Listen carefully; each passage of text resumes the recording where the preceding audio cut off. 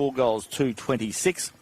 And the Colts game that's just concluded out there, they've changed the rating, played the way they changed the time starts today. The women started the games for the Women's Day that's happening out there at GBSC Sports Park.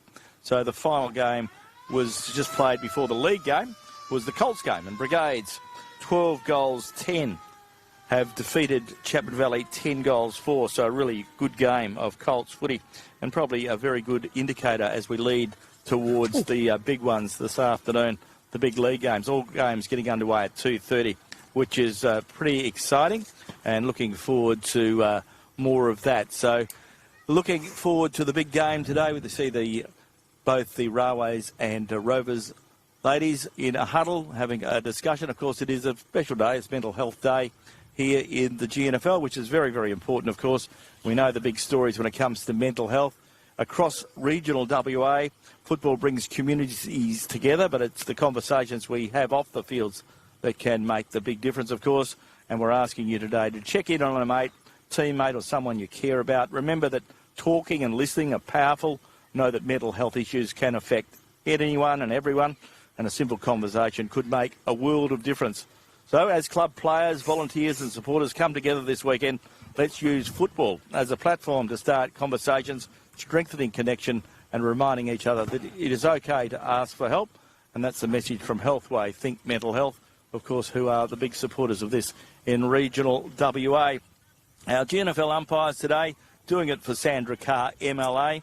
And we've got Theo Bennett, Stephen Pratt and Zaid Collier. It's great to see a good young umpire stepping up with the experienced Steve Pratt and Theo Bennett. So we wish the three umpires all the best today. For Sandra Carr, MLA in Geraldton and around WA, and looking forward to a big contest. The Rovers side, Peter, are wearing pink today as part of the Pink Ladies' Day, raising funds for cystic fibrosis.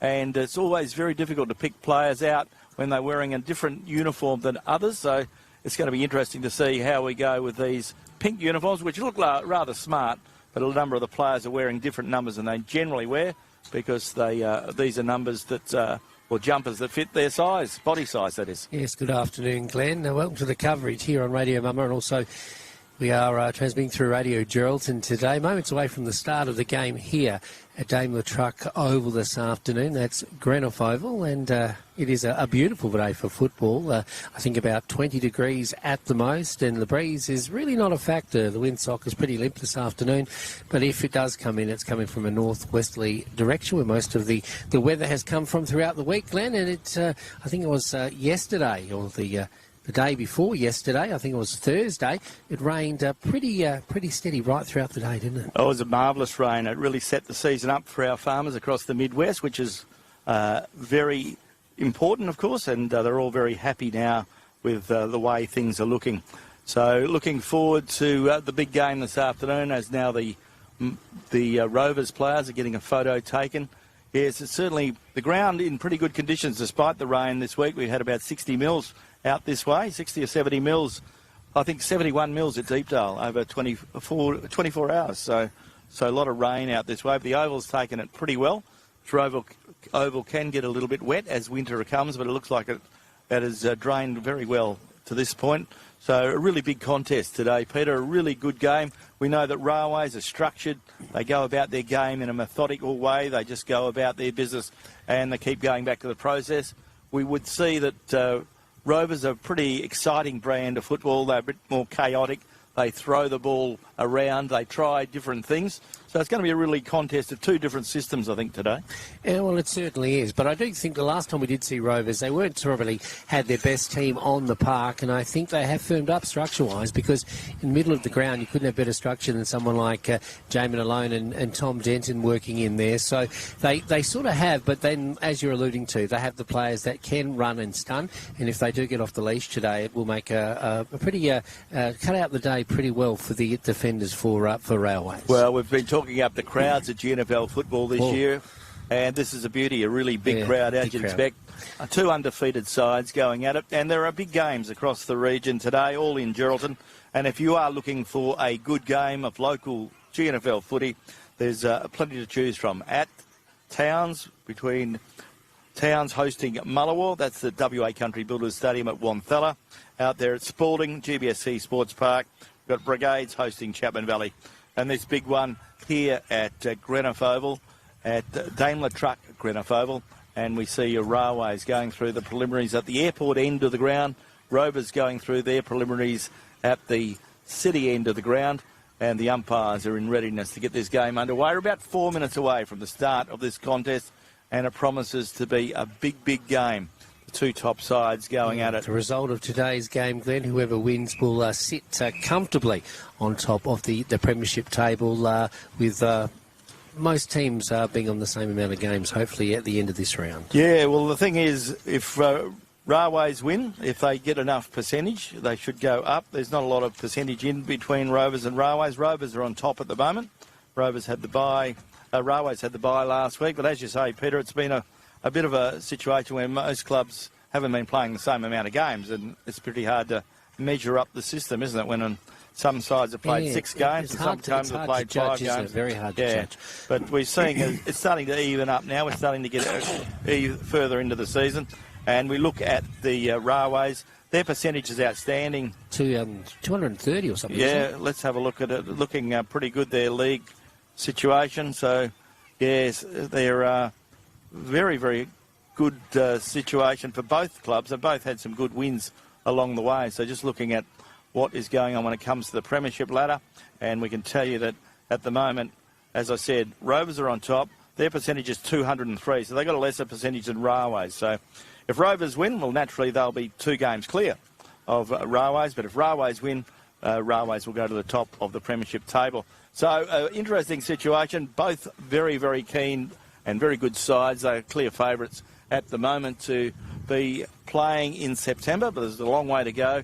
We're about halfway through the season, but the season's starting to even up, as we mentioned, as more sides get to play the same amount of games. Lots of moisture in the air. We see all the jets flying either way, heading off to Bali and heading back from Bali. And a lot of jets scream in the sky. I reckon that plane up there above us might be headed to Euprolis, Glenn. Yes. Yes. Cessna headed over That's the top. right. Yeah, exactly. But Glenn, it's going to be, sorry to interrupt, but both these teams, Railways coming into the season, probably as favourites from the onset to try and eclipse their effort last year and go one better and win the grand final this year to be premiers, and they are sort of sporting from their loss to Brigades last year.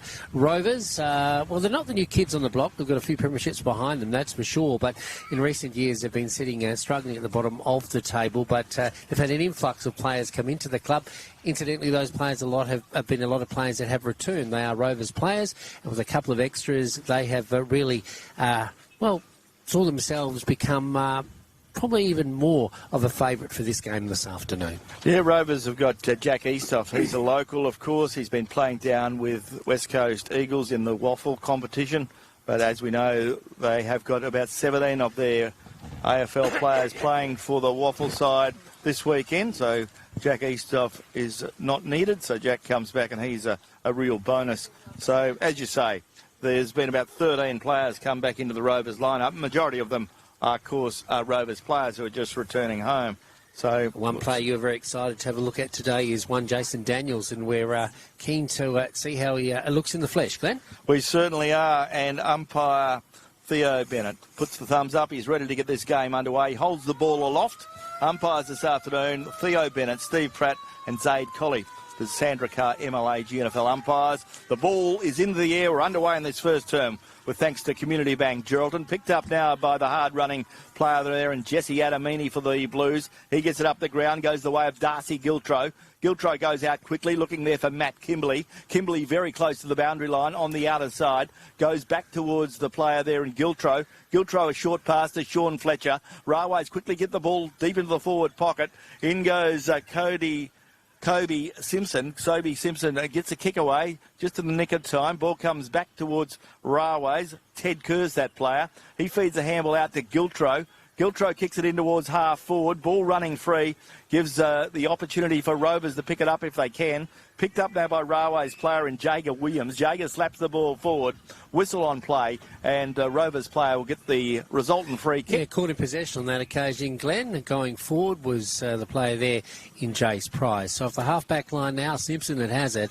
Gee, not a good kick. He a little bit too cute. He was looking for a burst. Doesn't find that player. Goes way back of Railways now. They quickly send it into the half-forward area, and Saunders takes the mark in front of the scoreboard and is only about 20 to 25 metres out from goal on a just a bit tighter than a 45-degree angle. So Railways have attacked earlier, quicker than their opponents, a little bit more directional, and they'll have the first shot on goal. So Ben Saunders, can he steady the ship? The veteran from the Blues, hard-working player for many, many years at Railways, lining up for goal in front of the Trade M&B Trade Centre scoreboard. Beautiful goal from Ben Saunders. Minute and a half gone in this first term with thanks to Community Bank Geraldton, and Ben Saunders gets his first on the afternoon. Railways get their first, and Railways go to 1 goal straight.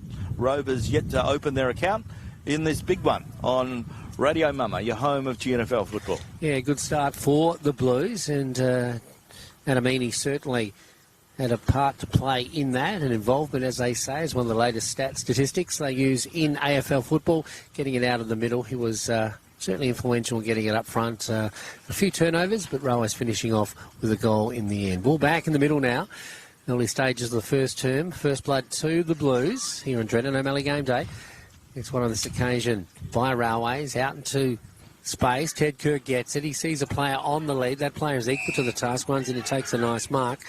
That player there is Kobe Ryan. Ryan goes down the line. Daniels, in fact, the player making himself available is Sean Fletcher.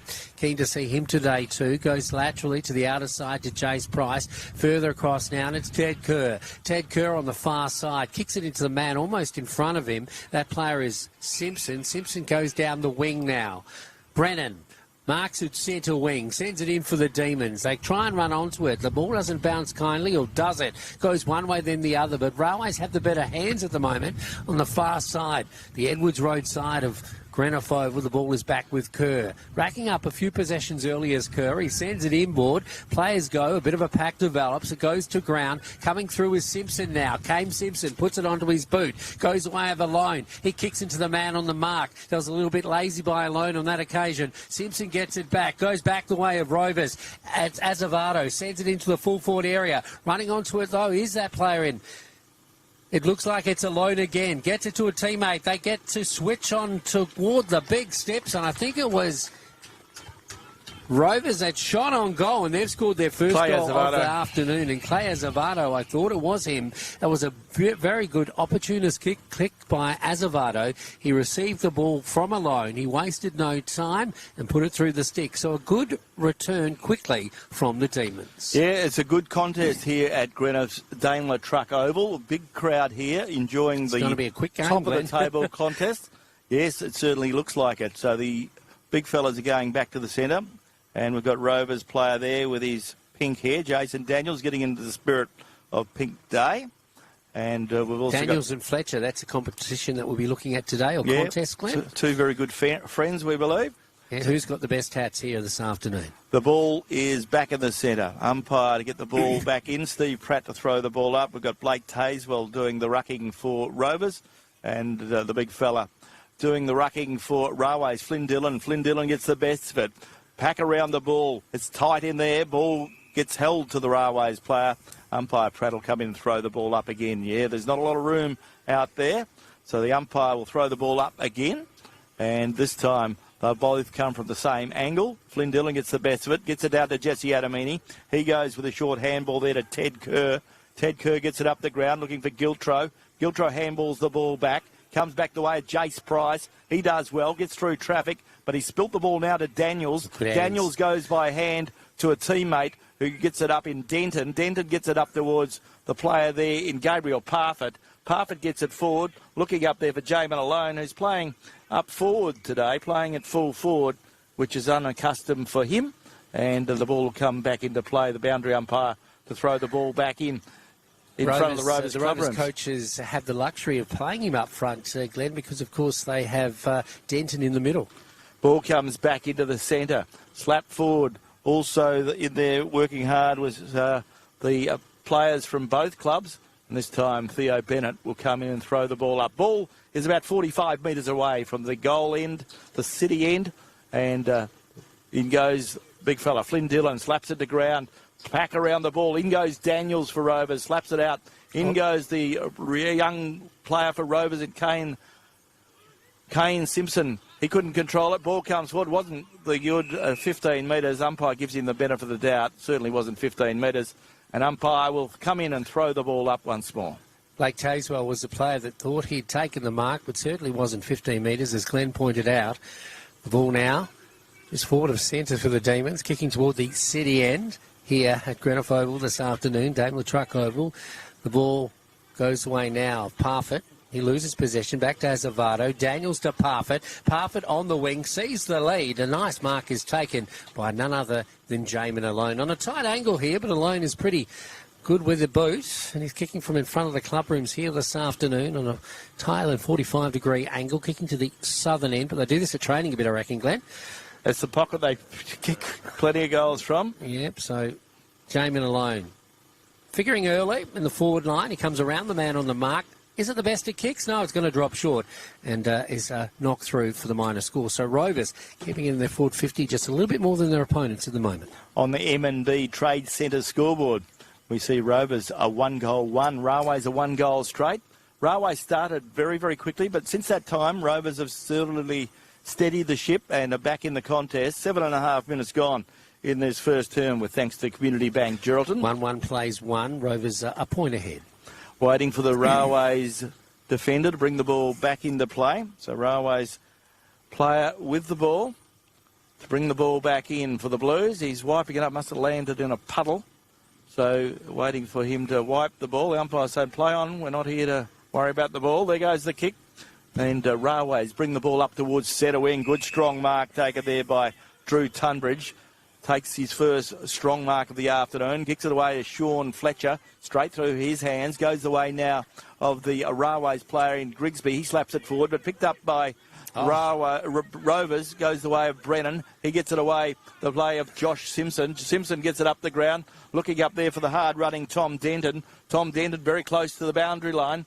Ball goes up the ground, and there'll be a boundary throw-in about 15 metres around from the right point post at the city end of the ground in this first term. 1 point the margin in favour of the Demons as they have the ball in their forward 50. This quarter brought to you by Community Bank Geraldton, great supporters of local football, and us here at Radio Mama, the home of GNFL football. In it comes now. It's knocked down to ground. Comes out the way of a Blues kick into space. It's fisted away now by Giltro. Goes away now of Grigsby. Grigsby gets a nice little handball out to a teammate, puts it onto his boot and sends it down the outer side of Greenock Oval here this afternoon. Will the boundary come up too quickly? Right in front of the Rovers dugout, it goes across the white line. So, fast and furious is the game so far this afternoon. Early stages of this, the first term. Ball about to be thrown in from the Edwards Road side of the ground. In it comes now. Players setting themselves. Gee, he was almost held there, was the player there in Dillon. Didn't get the benefit of a free kick, but Kimberley does well to collect the ball. Gives it away now to Giltro. Giltro in turn sends it out to the broadcast side of the ground where the mark is taken by Kobe Ryan. Kobe Ryan gives it back to Kimberley. Now a veteran with the Railway side. Kimberley measures the kick and finds Saunders, who takes a nice mark. Saunders a little bit far out for his liking, decides to play on. He kicks towards the big stick, goes across the face of goal. Up goes a player. I thought he dropped the mark, but was paid in the end and will now have a shot on goal. So it looks like it is the player to have the shot is big Flynn Dillon. And Flynn Dillon is going to be a very pivotal player in this game this afternoon. The dual the dual clue medalist. He'll have a shot now and he'll kick from about 30 metres when he gets onto this one. Kicking toward the airport end, Flynn Dillon. It's a nice kick. It's a straight kick and it's through the middle. And the Railways have regained the lead here on Drennan O'Malley Game Day. Flynn Dillon, as a Colt, I remember watching him kick many goals. He used to play as a forward when he was playing Colts. And he's a good kicker of the football, good mark. He always had good hands. And he continues to grow in that demand. But, in a perfect world, he can always drop forward and finish goals. Yep. But he does a power of work, rucking pretty well unchanged for most of the day. But on the scoreboard for M&B Trade Centre here at Daimler Truck Greenock Oval, it is Railways get their second goal. So Railways are 2 goals straight, 12. They lead Rovers 1 goal, 1-7. We've played 11 minutes.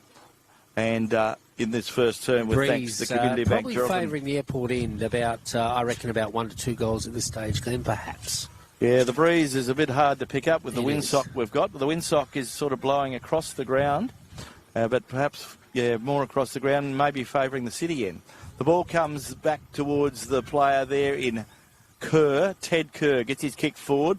Ben Saunders getting a lot of the ball. Ben Saunders has gone straight over the boundary. Wants to join Ashton Circus after that effort. Almost entered in the dog refuge. Yeah, pulled himself over the fence. He did very well. He bounced back. Good to see he didn't hurt himself. So that's the lasso rule. So the ball's out of play. So the ball will be brought back in from Rovers. Rovers get a short pass. Bo Simpson was outstanding last week. And he's getting the ball now. Gets it up the ground.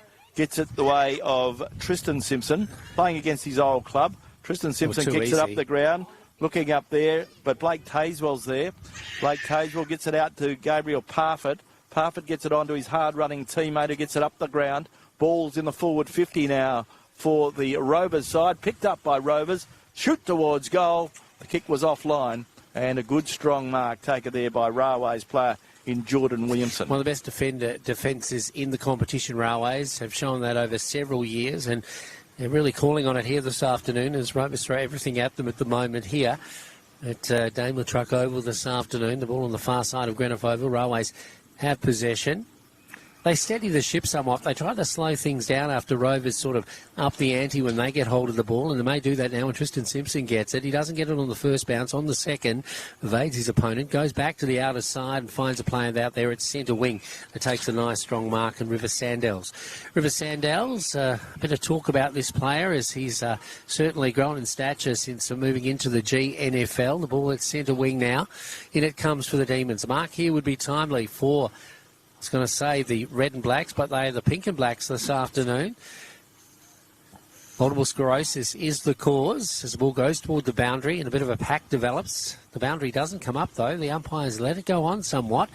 The players endeavour to get the ball out of that passage of play. Eventually the whistle is blown by umpire Pratt, and he'll throw it up just inside the boundary on the far side of Greenock Oval here this afternoon. Rovers in their goal zone now. Can they do something with it? The ball goes to the outer side now. Demon is first in the race and takes it over the boundary. This quarter brought to you, as I've said, by Community Bank Geraldton. Peter Ferenza and Glenn Barnett bringing you all the action on Drennan O'Malley game days. The ball comes in the way of Denton onto his boot into the full forward area. That was a nice kick by Denton, but not good enough for the final analysis and through for the minor score. So end-to-end football is what we are being treated to so far here this afternoon. The M&B Trade Centre scoreboard. Rovers are 1 goal 2, which is 8, and they trail Railways 2 goals straight. So a good start to the game for both sides. Railways have had the ball more in their back line than they have in their forward line, but whenever they go forward, they get it for the way. Oh, good tackle. There goes Williamson. He was held. Play on's the call. Comes the way of Kimberley, slapped forward by the Rovers side. Rovers have the ball there. Pushing hard for the ball is Chris Scott, but the ball goes out the back and Bo Simpson stands his ground. Bo Simpson on the half-back flank. Gets it out to a teammate and Geyer, his captain. Geyer brings it in towards the midfield and the ball goes forward again through Rovers. The Rovers get it up towards Gabriel Parfitt. Parfitt plays on quickly. Whistle on play. And there's a free kick going to...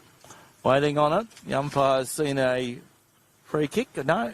Down the ground. 50-metre penalty down the ground. So Gabriel Parfitt. Favourite of Rovers. It's going to take Gabriel Parfitt right into the goal mouth here, Glenn. Yeah. Denton took a nice mark though then. He did, but there must have been something off the ball. And Gabriel Parfitt goes from 45 metres out directly in front.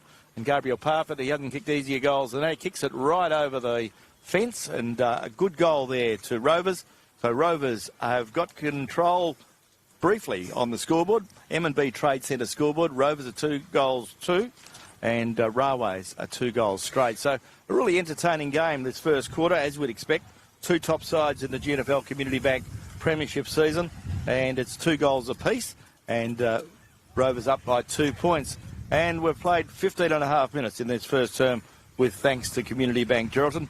Glenn Barden and Peter Forenza calling all the action on Radio Mama and Radio Geraldton, your home of GNFL football. Gabriel Parfitt's been welcomed as he has returned to the fold of the Rover Football Club, been up in the northwest for a little while working, but he comes back and certainly picks up where he left off, and that's a fine goal by him. If he was setting up a goal anyway, would have been involved in the involvement, because it was a nice mark taken down the field by Tom Denton, but the 50-metre penalty put paid to that, and Parfitt certainly made sure of it. The ball coming out of the middle now by Kimberley. Good hands by Kimberley. He tries to put it into the area for his ruckman to run onto, and Dylan's unable to do so, but the Demons do the better. But luck's a fortune as they put it up into the air. Goes back the way now of the player there in Iaria. Iaria sends it forward for the Blues, but the Demons, through Denton, do well. They send it down the wing, and there he is, the man we want to see this afternoon in Daniels. Takes a nice mark right in front of our broadcast position, saying, look at me, boys, here I am. He sends it into the half-forward area. Running onto it now is Simpson. Simpson does pretty well. He goes around a couple of players, gets the bounce, kindly puts it onto his boot and straight through the middle, and that is Josh Simpson. He was never going to miss that, Glenn. He's got talent aplenty as the former AFL player, and he puts it straight through the middle. Or was he? Did he actually get to play AFL? Yes, he did. Yes, he did. No, he did play AFL. He did. He certainly did. He certainly could have had a long way. Career, couldn't he? Yeah, but he didn't want to travel. He's like he's got it on a string, isn't it? Oh, he's a very, very clever player, and that was the thing. And it was set up by Daniels. He used his skill and his experience to run around Grigsby and get the ball up the ground, and it was well finished off. And that was the thing. Rovers have got some very good finishers up there at the moment, and they have got the score on the board. Yeah, 3-2 plays 2 straight goals here at Greenough Oval, or Daimler Truck Oval here this afternoon. This quarter brought to you by Community Bank Geraldton.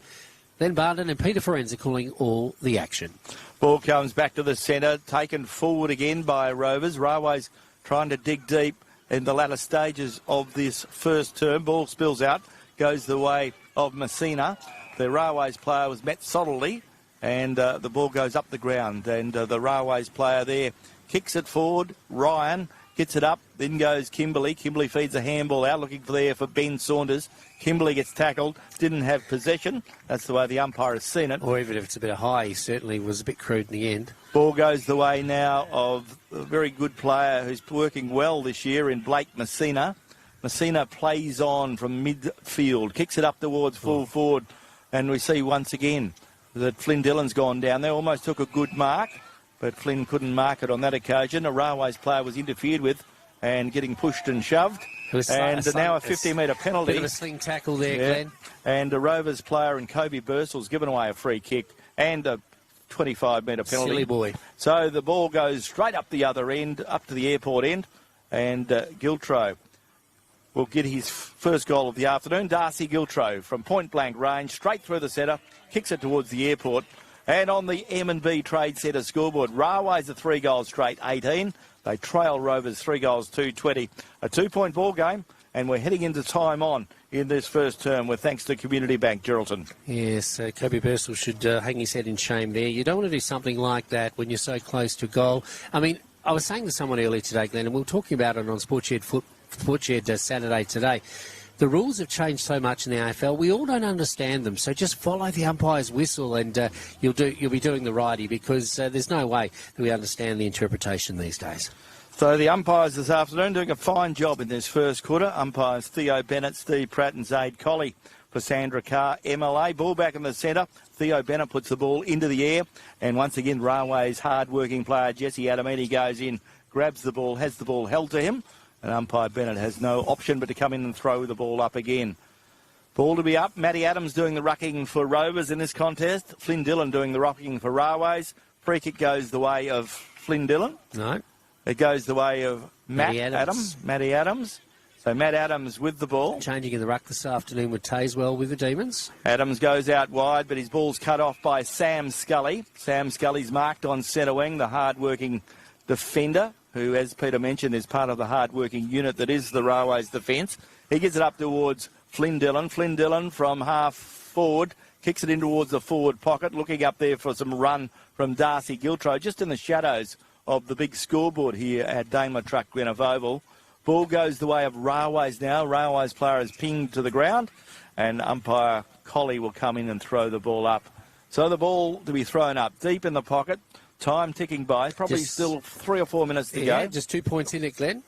Ball thrown up, goes the way of Rovers. In goes the hard-running player there in Daniels. He gets it forward, goes up towards centre wing. In goes Flynn Dillon, slaps the ball to ground. Ball comes back towards Rovers. Rovers player there, and they've got it up towards centre wing, and it's picked up now by Josh Simpson. Josh Simpson very close to the boundary line. Good pressure put on him by the Railways player. So the boundary throw-in on the outer side, and the side of the old Greenough Council situation, the ground, or where the grounds used to be, groundsman. Ball comes back into play, goes the way now of Flynn Dillon. Ball comes back to the player there in Messina, and the ball goes forward from Fletcher. Fletcher gets it up the ground, so Railways have it with Giltro. Getting a lot of the ball this afternoon. Giltro gets it up towards half forward, ball running free. Rovers defence do well. Good tackle put on the Railways play. Didn't have prior opportunity. And umpire Theo Bennett will come and throw the ball up on the boundary line, 50 metres out from goal at the eastern end of Daimler Truck Greenough Oval, the end to which Railways are kicking in this quarter. 3-2 plays, 3 straight goals. As Railways get another shot toward the big sticks, they send it in. Beautiful too play. Easy as the ball comes inboard now, and the mark is taken by the player there in Nathan Paletti. So Jace Price kicked it to him. He did. It was a nice weighted kick too by Jace Price, and this will give them the lead, possibly going into the quarter-time break. They've probably had double the possessions out there, the Blues, over the Demons. The Demons are run and stunned, but need to steady the ship and straighten up somewhat. The kick from Paletti's a good one. It's through the middle, and they're back in front here at Daimler Truck Oval this afternoon. They go to 4 straight goals, leading Rovers 3-2. Looking at our goal scorers to this point as we head into the latter stages of this first term for Community Bank Geraldton. For Railways, Ben Saunders, Flynn Dillon, Darcy Giltro and Nathan Paletti have kicked 1 apiece. And the goal scorers for Rovers, Clay Azevedo, Gabriel Parfitt and Josh Simpson. So, time ticking by in this first term. Beautiful conditions for football. Big crowd in attendance for this round 8 contest. Yeah, 23 minutes gone on the Ez Trent Communications time clock, Glenn. And this is the Think Mental Health round for Community Bank Geraldton GNFL Premiership season. And we're waiting for the umpire, Steve Pratt, to get the ball into the air again. So Flynn Dillon doing the rucking on this occasion, and this Taswale is back in the ruck. Jamin alone moved into the middle, Glenn. Ball goes in. Well, up they go. Flynn Dillon knocks it to ground, only as far as a Rovers player who has the ball held to him, and Chris Scott. Chris Scott playing against Railways, the side he played in the grand final for last year, but he's returned to Rovers, his home side. In goes Jamin Malone. Jamin Malone is tackled and tackled high. Jamin Malone puts it on his left boot, goes out wide, looking out there for some run. He finds it. Good mark taken out there by Chris Scott. He gets it up the ground, kicks it up towards the forward line, looking up there for Kane Simpson. Kane slips over, picked up by Sean Fletcher, who is legged, so Sean Fletcher gets the resultant free kick. Sean Fletcher plays on quickly, goes out wide, picks out a teammate there for Railways in Darcy Rowe. Darcy Rowe goes up the ground, finds another teammate, Giltro. He plays on quickly, and a good mark taken by the Railways player there, very, very close to the ground, is Messina. Messina. Off the halfback flank, Messina on the far side of the oval, to which we're broadcasting. The far side, we're on the other side on our broadcasting position. We're on the Horwood Road side these days. We are, so... Used to be on the other side. We did, Glenn, but a lot better perspective here as the ball comes in now. Rovers have it in the middle of the ground. Azevedo has it. Can he help Rovers regain the lead before quarter time? It's a nice kick by Azevedo into the full forward area. Doing the lead is Kane Simpson. He needs to get some grip on his boots. He keeps slipping over. The ball goes to ground. A bit of a pack develops, and the umpire finds a free kick going the way of Railways. The defence for Railways holding up strong this afternoon. That'll be maybe the difference in this game. Is a good forward side against a good defence, a good attacking side, I should say, as they go backward before coming forward. That is Railways. Go back the way now of a player who's almost legged, but he does well. He's a bit of a champion is Tunbridge. He's played a few football games. As it goes back the way of Rovers now, they go across the face of goal. Goes back to a player, Daniels, who shoots on goal and puts Rovers back in the lead here on Drennan O'Malley game day. A good bit of play there from Daniels. Finished off beautifully. And a good bit of play. Railways overused the ball there. They had it in their back 50 for too long.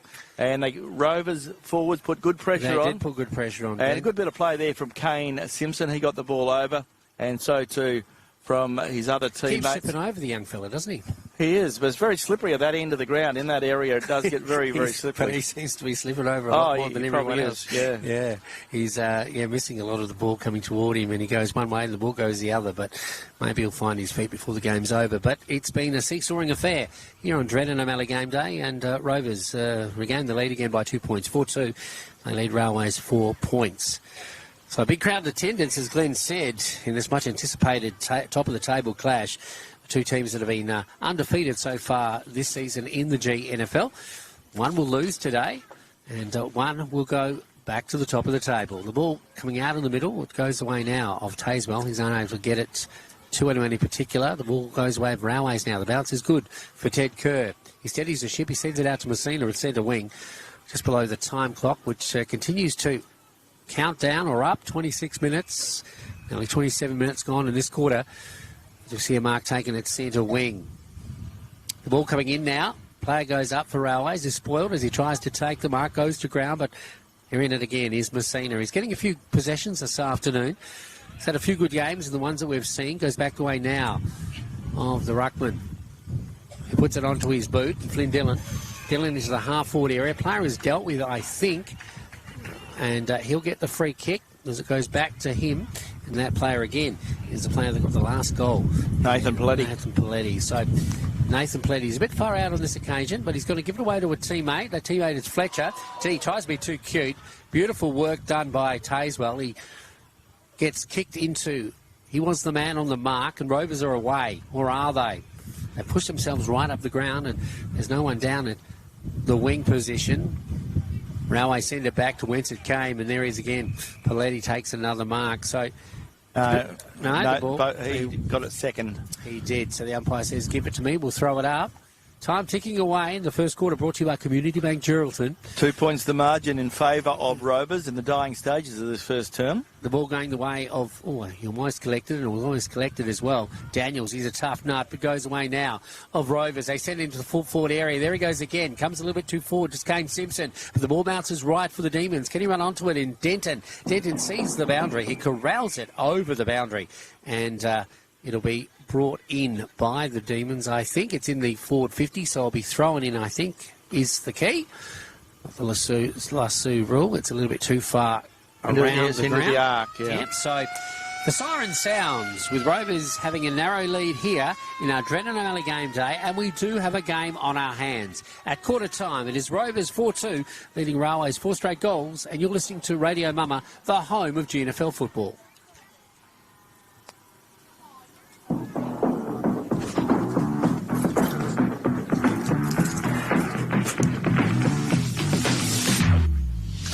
Live on Radio Mama, it's your GNFL match of the day.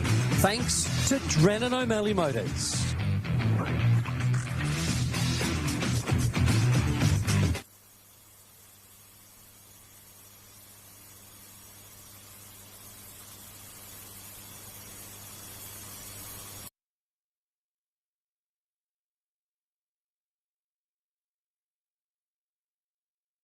Sandra Carr, MLC.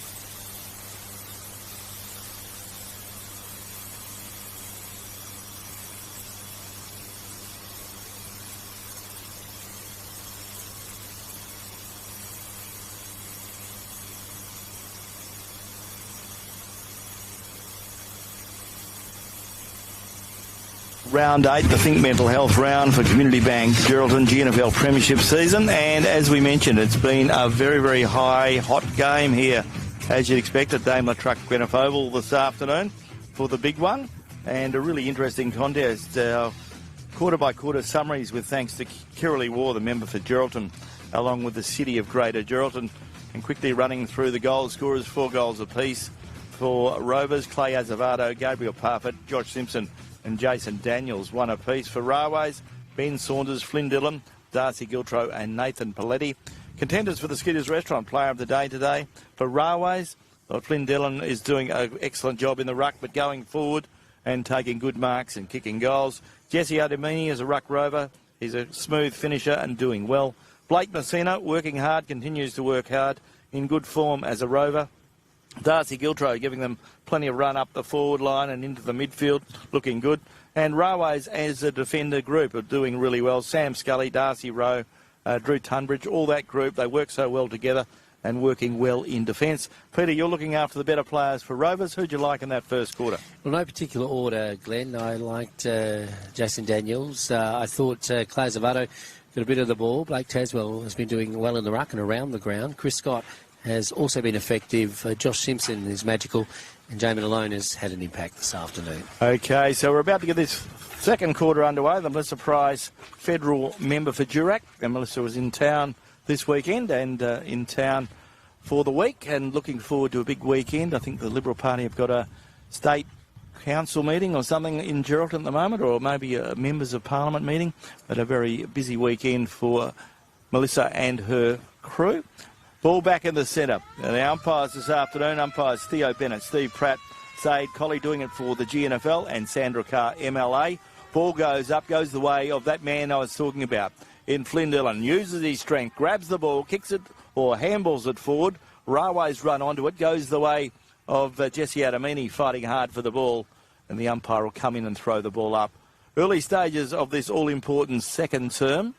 Beautiful conditions for football, hardly a breath of breeze here. The breeze is favouring perhaps the city end of the ground, but not to any great extent, but there is a light breeze. Free kick goes the way of Flynn Dillon, playing a beauty. Flynn Dillon plays on quickly, kicks it up towards full forward.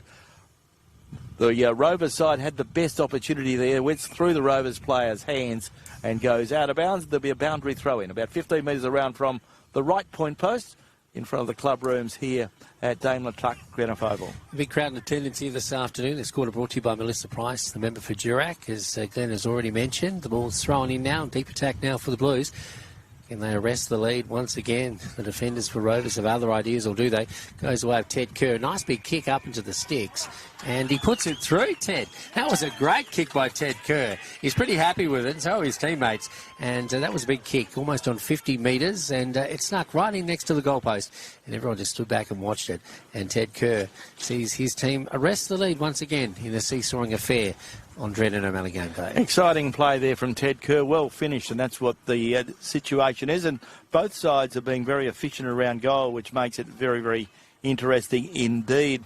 Just as we go around the grounds, with thanks to the City of Greater Geraldton and Kirralie War, the member for Geraldton, the game being played out at GBSC Sports Park.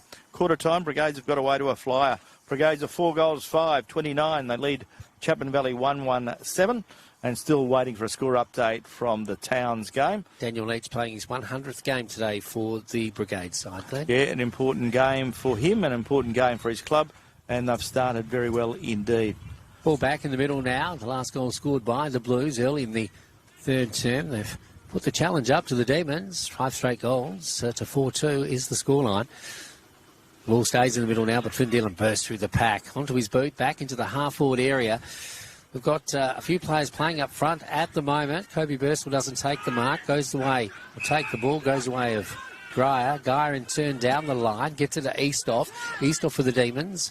Sees a player go up and Tazewell. I think Tazewell has paid the mark. He was dealt with as he almost took it. He decides to play on, but what's he going to do with it? Gives it away to a teammate there. He gets it back, Eastoff. Gets it back to Denton. Denton, a light sideways kick. He finds a player there in Simpson, but the ball was touched, so no mark. They play on now. They lose possession, going back the way of Flynn Dillon. The big fella's everywhere this afternoon. The ball goes into space, but there's Geyer. Big rocket Gibraltar. There's not much of him, but he's a great defender.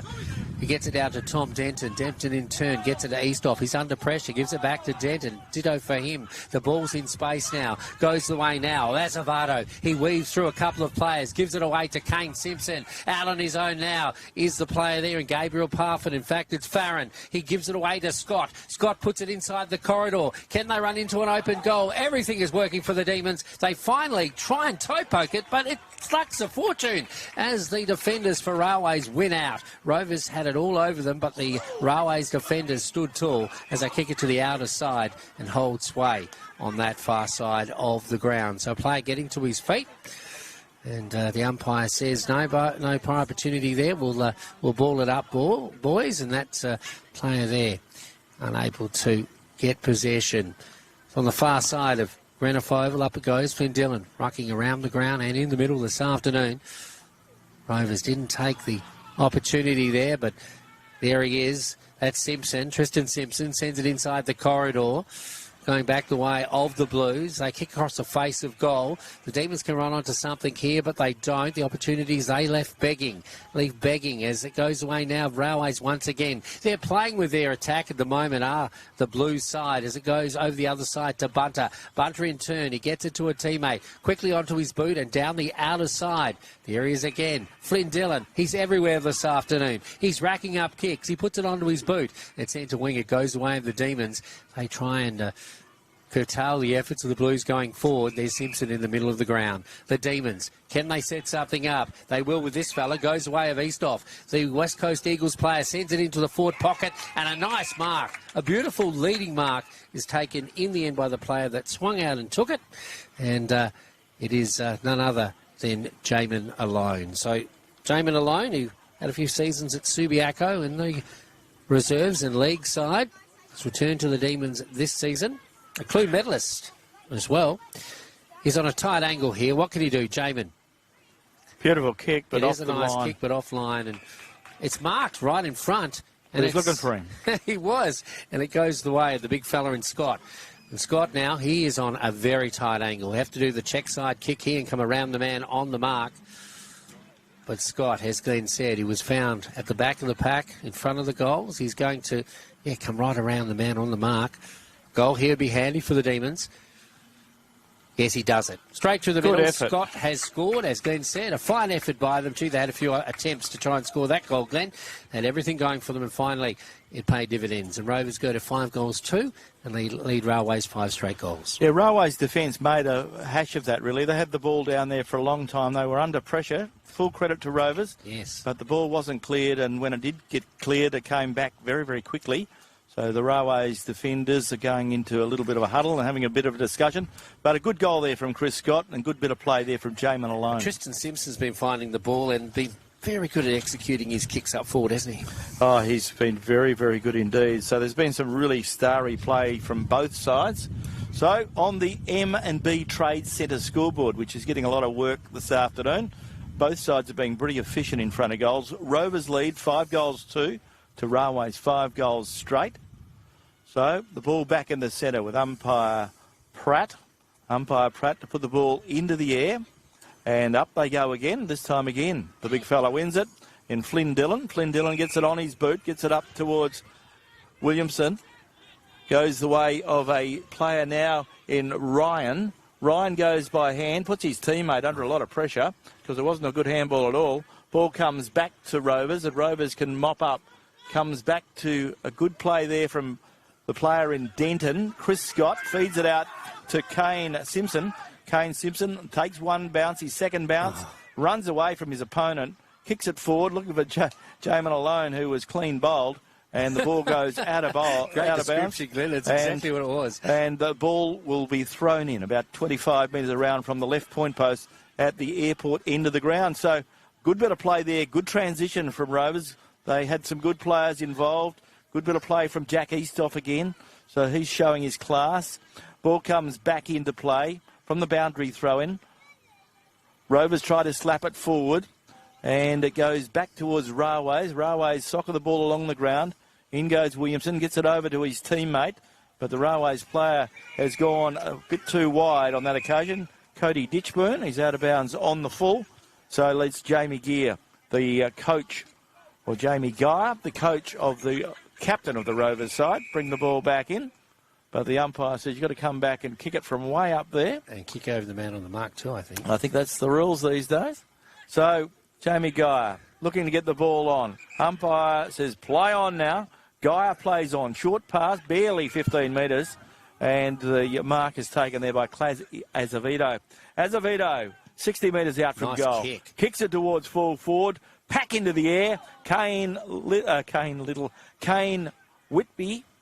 Kane Simpson gets it over, gets it out. I've moved all the Kanes in my vocabulary across the ball. Well, you've seen them all play. I have all of them. The ball comes back to a teammate now. Goes the way of a Rovers player who's held. It's just hard, Peter, when you see Rovers in a different colour. For whatever reason, it throws. It's hard to identify the players, isn't it? Yeah. It's strange because you're just used to seeing them in the red and black, which is lovely. But I know this is for a very good cause and it's well worth it. It's not a problem, but it just throws you a little when you see players in different numbers every week. No, that's right. The ball coming into the far side now. The Demons putting a lot of pressure on the Blues. Can they succumb to it, or will they be able to break through as the ball goes down the line now off the blue kick? Goes away of Giltray now, or Bunter, one of them. There's Giltray, and I probably missed a few of Bunter in the first quarter. Exactly right. He seemed to be up into the air. That was almost a screamer. I think it was Denton that went up on that occasion. There's Geyer again, I think. Geyer, Jamie Geyer. Geez, he got up, he took off like he was headed to the moon on that occasion. Rovers do the better out of that passage to player as the ball goes forward. Yeah, we've seen Jamie Geyer take some nice marks in defence. I shouldn't have. And they used him up forward for a little time last year. Yeah. They used him up forward a little time, but they need him back in defence. I'm sure he went above the time clock there, Glenn. He was way up in the air. Yeah, if it's he'd a good taken effort. the mark, it would have been something special. It was good to watch anyway. The ball coming in now on the far side. Still on the forward line for Rovers. A bit of a hard tackle, caught in possession, and Rovers do the better, and that was Daniels. It was Vice-like from Daniels. Goes to the outer side for the Demons. Up forward now, and it is a Simpson there. Can't take the mark. Goes over the back. Gee, they got butter hands or butter fingers at times, do the Demons, when they are getting some traction, and the ball goes over the boundary. So about to be thrown in again for Rovers in the half-forward area, and it's interesting because this was basically the scoring end, we believe, is the city end, and Rovers are making sure that they put all the pressure to the airport end in the early stages of this, the second term, and it's paying dividends at the moment. Rovers are a bit hampered in their efforts as the ball goes to ground. Coming back the way now of Simpson. That's Kobe Simpson. Tries to get it to a teammate. That's Azevedo. He doesn't get it, but there's Gabriel Parfitt. Turns around on a 50-cent piece, sends it inside the corridor. He's looking for Kane Simpson. Kane's got two players on him, and he's beaten, as you'd expect, as the ball goes to ground. But he put on a clever tackle on his opponent on that occasion, taking it to the boundary. And the umpire will throw the ball up. So, it is a tight game here this afternoon. Rovers are really putting on the pressure too. Railways, grand finalists last year. Rovers finished on the bottom of the premiership table. The ball going the way of Scott. Straight off his boot. He had to take the opportunity, Glenn, but alas, it goes through for the minor score. So another minor score on the board for Rovers on the M&B Trade Centre scoreboard. Rovers go to 5 goals, 33. They lead Railways 5 goals straight, 30. I noticed that it was Flynn Dillon who got that very heavy tackle, probably a little bit harsh, and he may have got a little bit of a head knock. He's gone back into the forward line, and Nathan Paletti's gone for a run on the ball. Ball comes back into play. Railways player there in Riley Evans gets it out towards Paletti. Back to Riley Evans. He gets it to Jace Price. Jace Price gets boot to ball, but there's nobody home for the Blues. Safe hands. Bo Simpson's there, steadying the ship for the Demons. He gets a short pass. Gets it the way of his friend there and brother, Kobe Simpson. Kobe Simpson gets it back towards Bo, and the Simpson brothers are combining well. The ball goes the way now of Geyer. Geyer plays on quickly, goes in towards the midfield and finds a teammate there. That teammate is Tristan Simpson. Tristan Simpson gets the ball forward, goes back towards Rovers. Rovers player goes through the ball, almost caught in possession. Clay Azevedo, and that's the way the umpire has seen it. Theo Bennett umpiring alongside Stephen Pratt and Zaid Colley today, doing a great job for the GNFL. And Sandra Carr, MLA. Ball picked up on Flynn Dillon. He's had a breather. He's back into the action. Greg's the ball, kicks it up towards half forward, and the ball running free. Picked up now by Matt Kimberley. He couldn't pick it up. There was too many players around him, and the umpire has to come in and throw the ball up. Very intense here this afternoon, Glenn. Can both sides keep it up? That is the question, and who can do it the better?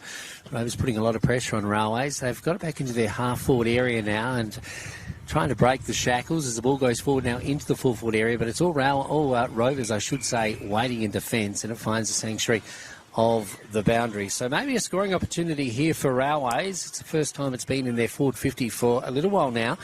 Time ticking away, 13 and a half minutes gone in this, the second term. It's probably been up here twice. One of those was a score by Ted Kerr. For the rest of the time, it's been down in the Rovers' end of the ground. Ball going forward now. Oh, off the boot. A nice kick. It was a pretty good effort on that occasion by the player there in Flynn Dillon, but he hits the post, and alas, it is recorded as a point. Okay, on the M&B Trade Centre scoreboard, Railways now 5 goals, 1-31. They trail Rovers 5-3. 33, their second term, with thanks to Melissa Price, the federal member for Durack, as the ball to be brought back into play by Rovers. So the Rovers are kicking towards the airport end in this quarter. Both sides have kicked 1 goal apiece, 1 goal, 1 to be exact. So a very tight first half of this quarter. 15 minutes gone. Ball comes back into play, and Rovers have it through Blake Tazewell. The young man to get the ball up the ground from the back pocket. Short pass, picks out a teammate, finds that player, Tom Denton. Tom Denton with the ball on half back. Tom Denton gets another short pass forward. Goes the way of his teammate there in Sheldon Nelly. Sheldon Nelly goes across the ground, goes backwards, and he picks out his teammate there. And that is a good bit of play there in the end. They still got position. That was Kobe Simpson with the ball. He gets it up the ground, and all of a sudden the ball is with Dwayne Neville on the outer side, or the Afgri side of the ground, as he goes up the field, looking up there for the run of the hard-running player there for Rovers in Jamin Alone. But the ball is going to be out of play. It is out of play, and there'll be a boundary throw-in. The Rovers and Railways coaches box on that side of the ground, and it'll be thrown in just in front of the Rovers coaches. Brodie and Corey Smith will be pretty happy with where their side is at the minute. Yes, it's still pretty tight at the moment as the ball goes forward for Railways. Jamie Gear over the back collects it, but then it goes the way of Simpson, and then another Rovers player in the mix, and takes it toward the boundary. Doesn't reach the white line, and a bit of a huddle continues, and a bit of a scrum, and eventually it goes over the line. So the ball about to be thrown in the forward half for Railways. We happen to get another score on the board. Then looking at that windsock, it was a little bit in better condition. I reckon it could be up to 3 goals at sometimes the gusts. So I think it is well and truly favouring the city end. So the ball coming in now. And I think a free kick is going. No prior opportunity. The umpires are throwing it up a lot this afternoon. Wayne Clarkson calling for the return of the bounce today on Footy Forum, Glenn. That's a big call. It'll never happen. But interesting to see. The ball coming in now. Sportshed Saturday, I should say. Wayne Clarkson, one of our regulars. Isn't backward and coming forward as the ball goes forward now for Railways, but the umpire is calling it back. And things have slowed down a little bit here, but a free kick is going the way of the Blues. So looks like Iaria might be the player that's got the ball. Joe Iaria, of course, former Bucks player as well. The Buccaneers, of course, take on Joondalup tonight at Active West Stadium. All things being equal, haven't heard anything different to this point. Stadium has been a problem as he shoots toward the big sticks, but up goes the Rovers player, trying to take the mark too cleverly. He wasn't able to do so. Rovers making hard work of it, but they come out of defence now, or do they? Ball coming the way now of Tazewell, gets it away to Kane Simpson, playing at both ends of the ground. In turn, Sheldon Nelly. Sheldon Nelly disposal, there's a little bit left to be desired in my opinion. He's got a lot of talent, but needs to work on that as the ball goes back now towards Simpson. It's Kane Simpson. Back to Tazewell, over to Gabriel Parfitt. He spins out of a bit of danger. That was clever. He's got a bloke on his own, and Kobe Bursell. He should have taken the mark, but he runs onto it now. Nice handball into space. Don't know what he's doing there. He probably should have played on, because all Railways players now, as they gather the ball, and they send it back toward our broadcast position. And the nice mark is taken by Kobe Ryan. Ryan, in turn, gets it out to this player. He's been quiet to this point, but he can turn a game. Can this player? And we're talking about Jesse Adamini. Kick goes up towards the forward line, but once again, Kobe Simpson stands his ground. Kobe kicks it ball inboard, goes the way of Parfitt. He feeds it out, looking there for the hard-running Rovers player who gets the resultant free kick. Tristan Simpson plays on, gets it up the ground, goes back towards Rovers, goes the way of Tazewell. He gives it towards Farron Parfitt. Parfitt goes the way of Brennan. Brennan gets a handball away but puts his teammate under pressure. Making hard work of it, both sides at the moment. Ball spills out. A lot of pressure on. Goes the way of Williamson. Williamson's got the wind knocked out of him. Ball comes forward. Farron Parfitt takes the ball. Couldn't handle it. And once again, a pack develops. Umpire has no option but to come and throw the ball up. As we go around the grounds with thanks to the City of Greater Geraldton and Kirrilly War, the member for Geraldton, half-time of the game at a GBSC Sports Park. Brigade's on fire. Brigade's a 9-6-60. The lead, Chapman Valley 2-3-15. And at half-time at WA Country Builders Stadium, Mullawar have a 1-point lead. Mullawar 4-4-28, lead Towns 4-3-27. Could we see an upset at WA Country Builders Stadium here this afternoon? It's going to go either way. Both sides working hard. Not much in it. There's a nice mark is taken by Kobe Simpson in defence. It is 5-3, plays 5-2, just 2 points in it as we head to the latter stages of the second term. Kane Simpson starting to find his mojo, gets into this player. We're talking about Sheldon Nelly. His dad was a champion, wasn't he, Glenn? He sends it inboard now. Finds a teammate who plays on, and that player is Josh Simpson. Josh Simpson, a nice kick into the corridor, but nobody there. No one there, and the Rovers players just looking at it. Sean Brendan was one of those, but he was going to be outpointed by his taller opponent. So the ball coming down the ground now. And here's Kobe Ryan, who sends it into space, and running onto it is Tristan Simpson. Simpson now kicking into the breeze. He sees the lead by a player, goes up into the air, couldn't take the mark. That player goes to ground, and that is Sheldon Nelly. And a bit of a pack develops in the half-forward area. So time ticking away. This quarter brought to you by Melissa Price, member for Durac, but half-time coming up very soon, Glenn. Yes, we're into the time-on period. 20 minutes gone in this Not many second goals term. In this term, is there? No, only one goal apiece to this point, but it's very, very tight. And there's a lot of very, very tired and people that'll be looking for the break. The pressure by both sides is intense. It is. And who will be able to run on after half-time? That's the big question.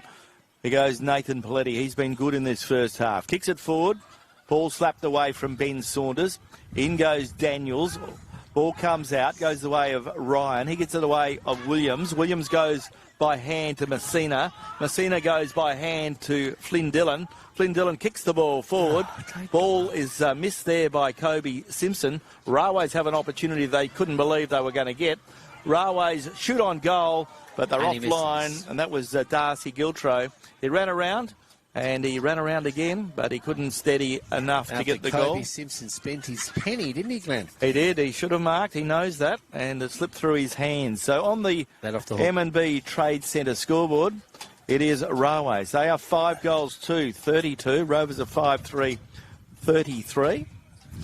Ball comes back into play. Ball is on the outer side. Rovers have it through Bo Simpson. He gets it up the ground, looking up there for some teammates. Railways putting good pressure on, and the Railways coach, John Reynolds, will be pretty happy with what he's seen to half-time.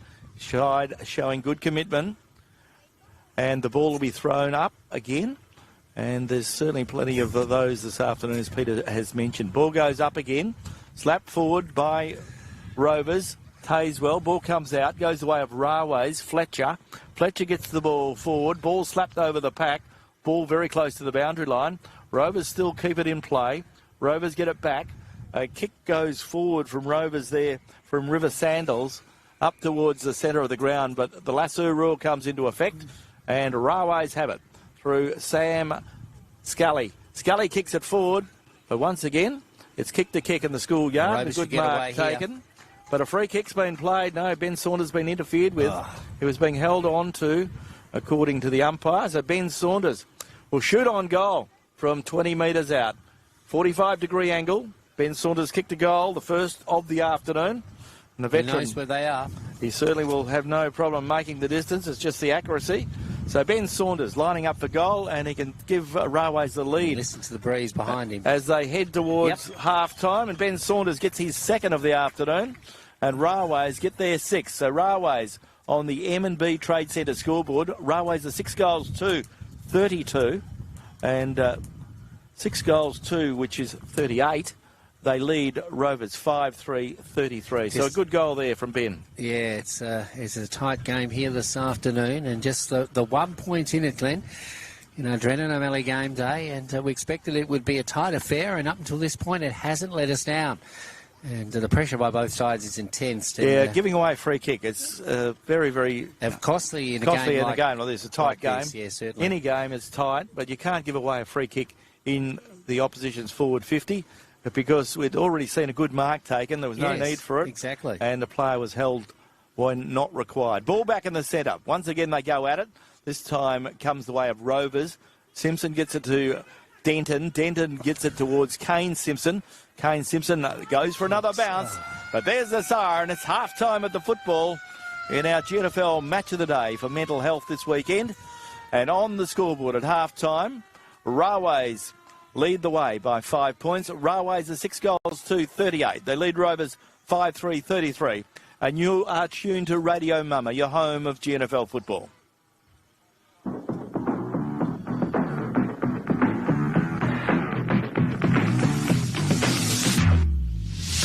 You're listening to Radio Mama and the GNFL match of the day, thanks to Community Bank Geraldton.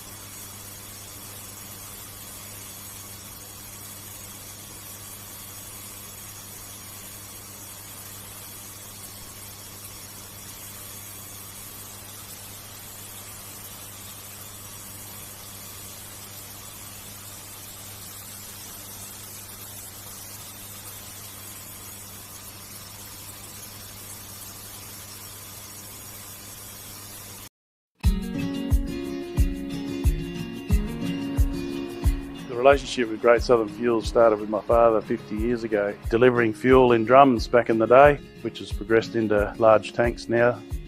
They've been very reliable and efficient on time with service. We run a mixed farming operation here on Chapman Valley, just north of Geraldton, managing about 5,500 hectares. We've been with what is now Great Southern Fuels for in excess of 20 years. There's always challenges and situations that catch you out, and they've been really, really good at accommodating that for us. We've been with Great Southern for 28 years now. Look, they've given us exceptional service and the price competitive. So it's wonderful. They're a great company to work for. They're a family-owned business. They will support you and whatever is required. I've got Alan's phone number, I've got Steve's phone number, and I know if I ring it I'll get an answer, which is really cool. The relationship is great and the service is second to none. So I ring up and it doesn't matter if it's Saturday, Sunday or whenever I ring up, I'll have fuel. So we've never been held up or had a problem with them. So my theory is that's what I'm about. It's about service and the relationship, and it's been fantastic. It's very important to maintain long-term customers' loyalty and give back what you can when you can. Great Southern Fuels is one of the few companies that I've been involved with that gives so much back to the local community. We support so many different organisations and country, sporting clubs, field days, farming organisations. We endeavour to give back. The community looked after us by dealing with us, and we just gave it back in what we can do. Footy club needs a hand, well, it's because they need a hand that you give it to, not the other way around.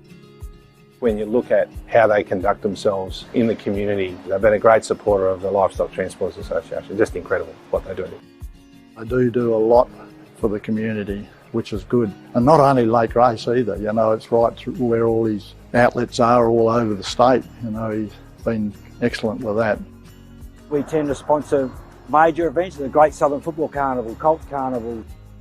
Across the board, I think sponsorships are a very important part of any community. I grew up in Lake Grace and footy was my life down there for a long time. Great Southern sponsored Lake Grace back then, and along with many other footy clubs and hockey clubs and tennis clubs. And we might not always be making a big deal out of it, but the people that get sponsored, they understand and they relate to it.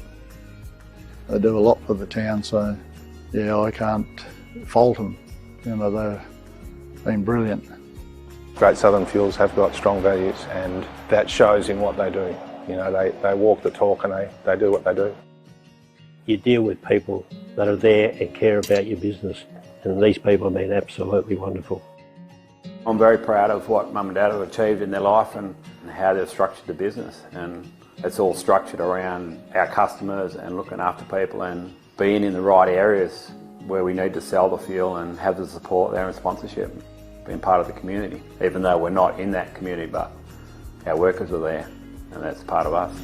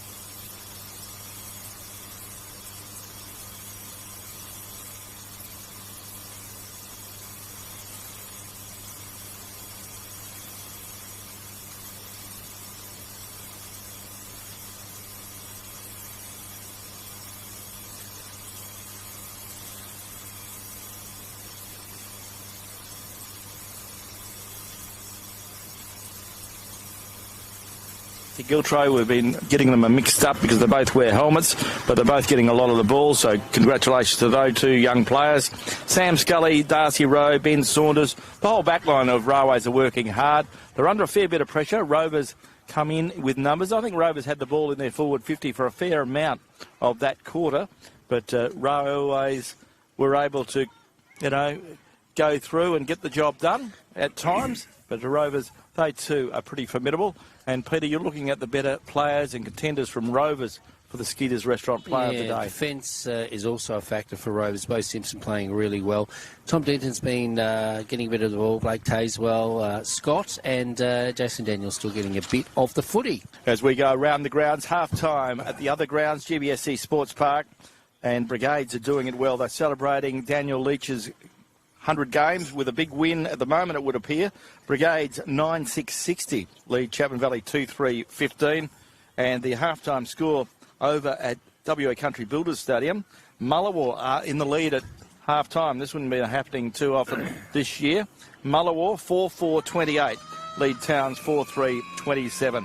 We're about to get this third quarter underway, the Premiership quarter, and the umpire Steve Pratt puts the ball into the air, but quickly has to come in and throw it up again. Of course, our umpires this afternoon, Steve Pratt, Theo Bennett, Zaid Colley, doing the job for the GNFL umpires, and Sandra Carr, MLA. So the opening seconds of this third term, the Premiership quarter, this game could be certainly set up in this quarter. Whoever can get the dominance. Ball back in the centre again. Pack around the ball. Big packer it is. Azevedo gets a handball out. Goes the way of the hard-running player there in River Sandals. Sandals gets it inboard. In goes Kane Simpson. He'll be caught in possession. Lucky the umpire gave him the benefit of the doubt.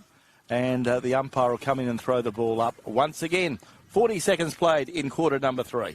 Trent Valley Motors, the sponsor of the Premiership quarter. Hello to Ron and the team. They'll be at the game this afternoon with the beloved Railways out on the park against adversaries Rovers. The ball coming out of that passage of play, going the way now of Kimberley. Kimberley gets it over to this player in Fletcher. Fletcher struggles to get the ball, but gets on his second attempt, or does he? Quickly a fire-snake tackle put on him by Kane Simpson. And Kane Simpson has caught him in possession, the little fella. So Kane Simpson off the half-back line. Not the best of kicks, though.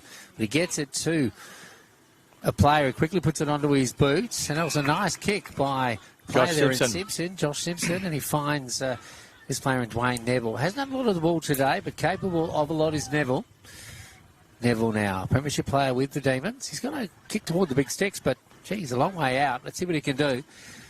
But the breeze, I think, is a bit stronger than what we think out there on the ground, Glenn, as he goes across the face of goal slightly. And a lovely mark is taken, though. Player running from behind is Jamin Alone. And, gee, that was almost pinpointed. It was like it was a bit of a set play there, Glenn, as Jamin Alone swung in from behind and took a nice mark. Now, he is only probably a little bit closer, but on a better angle. And he'll be kicking toward the city end, kicking into the sun, so to speak. It's Gabriel Parfitt, I apologise. Gabriel Parfitt shoots, and he's goal.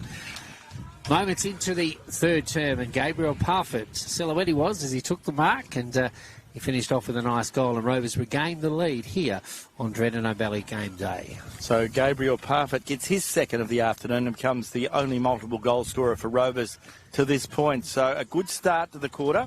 And as you say, the breeze certainly favouring the city end. Rovers have got it in this quarter. They've got to make hay while the sun shines. The sun is shining. Beautiful day for football. Very, very pleasant indeed. After the wet week that we've had in Geraldton, the Midwest. Always lovely after a shower, isn't it? It is. It's going to be fresh and cool this week. But it's certainly a lovely day today in the sunlight. As umpire Bennett puts the ball into the air. And this time Flynn Dillon wins it to ground again. This time it goes the way of Jace Price. He gets a handball away, then he has to go back in and retrieve it. But once again, Kane Simpson gets the ball the way. Kane Simpson gets a handball away. And Railway's good defence there. Good bit of pressure from Ben Saunders. Ben Saunders kicks it up the ground, looking up there for Darcy Giltro. And Darcy is very close to the boundary line. And the ball goes out of bounds. And there'll be a boundary throw-in. About 50 metres around from the airport end at the eastern end of Daimler Truck Glenelg Oval. So the ball will be thrown back in. So now that they've got it up there, Railway's keen to get a reaction from that last goal from Gabriel Parfitt. Boundary umpire puts the ball back into play. Ball slapped over the back, picked up by Fletcher. Fletcher goes by hand, gets it away of Williams. Williams gets it to the way of Kimberley. Kimberley kicks the ball high, wide and handsome. Goes very close to the boundary line again. Now it goes the way of Giltro. Giltro gets it back to Fletcher.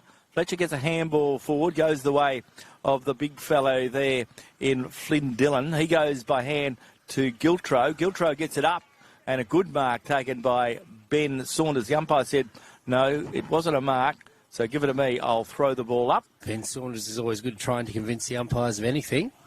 The ball is 40 metres from goal. Ball thrown up. Goes the way of Flynn Dillon. Goes the way of Williams. Williams gets it back. Goes the way of Jesse Adamini. He's dangerous when he's this close to goal. He centres the ball up towards full forward, looking there for Paletti. Paletti gets a handball back. Can't pick it up. He does so now. Handballs it out. Goes back towards a teammate. Picked up by Sam Scully. Scully goes forward. Goes the way of the hard-working player there in Riley Evans. Riley Evans, the backman, doesn't kick many goals, but that is a beautiful goal from Riley Evans. Finished off beautifully, and Railways go to 7-2 on the M&B Trade Centre scoreboard, leading Rovers 6-3. But of a beautiful bit of play there from Riley Evans. Finished off beautifully from 45 metres out on the wrong side, and he got it through, and a beautiful goal. So an interesting scoreline, 44 plays 39 in favour of the Blues in the Premiership quarter for Drennan O'Malley Motors. Good return by the Blues. The first goal scored by Gabriel Parford in the opening moments of this stanza. And Riley Evans, he certainly took everything in front of him before him to score that goal. Ball back in the middle now. The Demons, as I said, Butterfingers here this afternoon. They seem to have a lot of opportunities but struggle to pick up the ball at times and lose a bit of momentum. Pressure, though. But the pressure from Railways is intense, as you have alluded to, Glenn, and they have forced them into making errors. The ball coming out to Eastoff. Eastoff in turn gets it to a teammate, and that is Denton. Denton doesn't do well on this occasion, loses possession, but there's a line. Through the traffic he goes, and it was a kick that was intended for Tayswell, but Go Gadget Arms, he couldn't take that mark.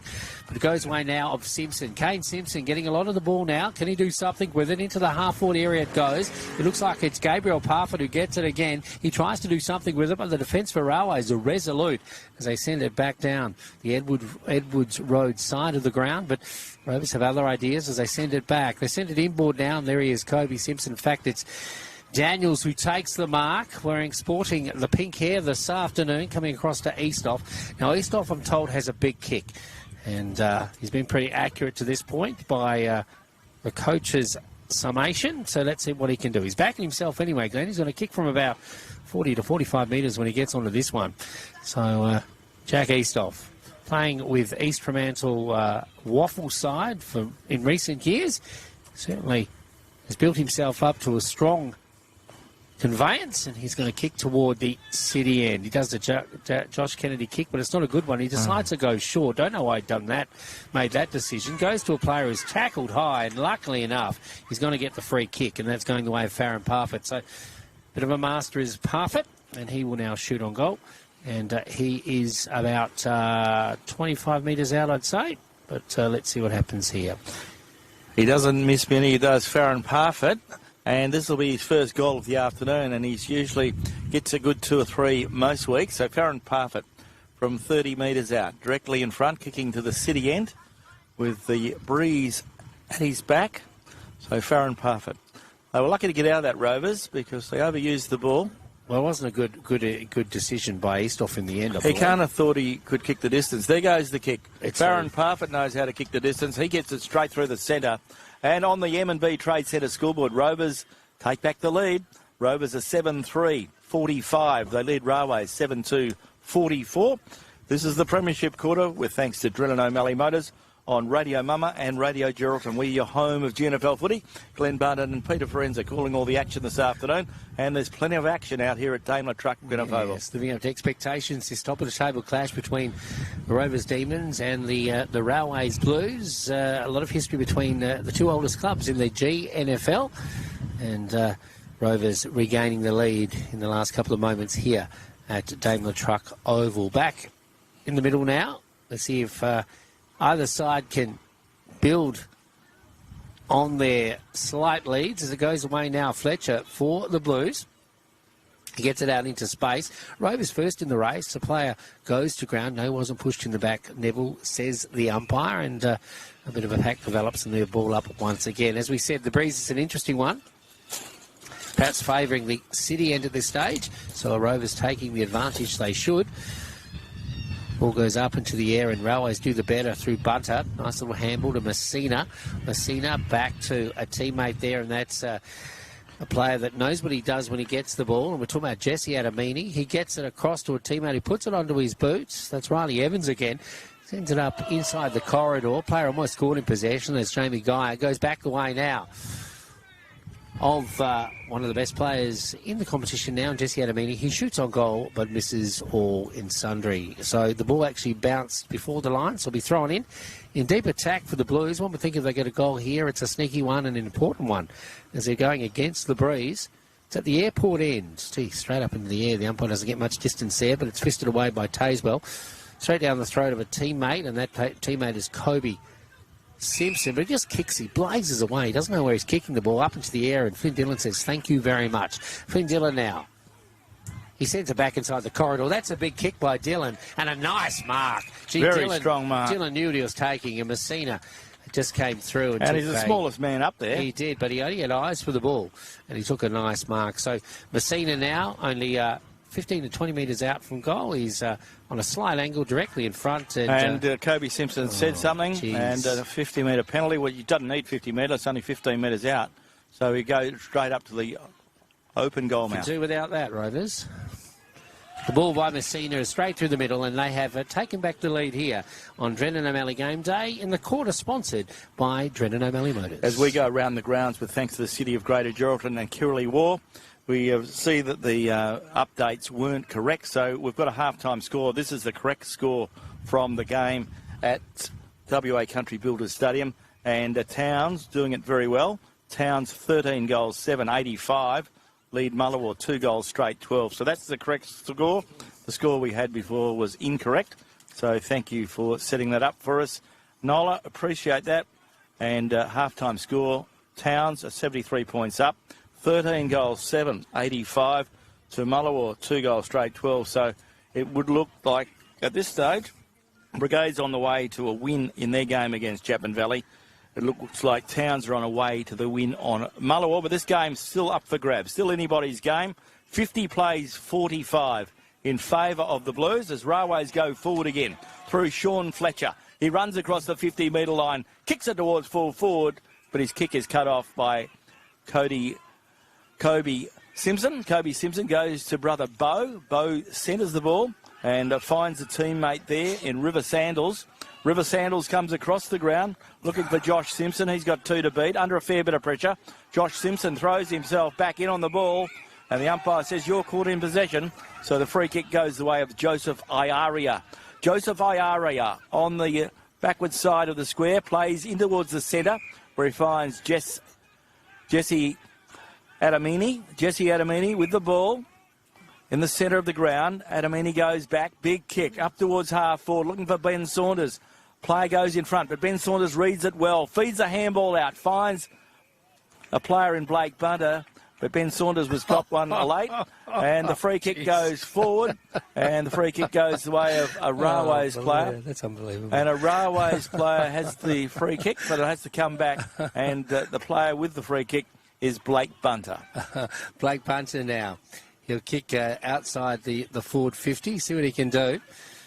Punter, as I said, become a mainstay of Railways in recent years. Nice kick into the forward line. Up it goes. Rovers, Kobe Simpson almost took the mark. Holds possession and brings the ball down. And a bit of a pack develops. And a ball be thrown up just metres away. In the shadows of the goals for Railways.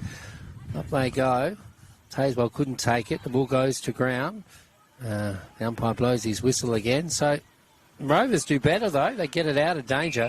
Coming out to Tristan Simpson. Railways are doing well here, Glenn, in this quarter. They're really putting the pressure up to Rovers. We're struggling to get it back into their forward line for the last 10 or so minutes. As the ball goes toward the boundary now.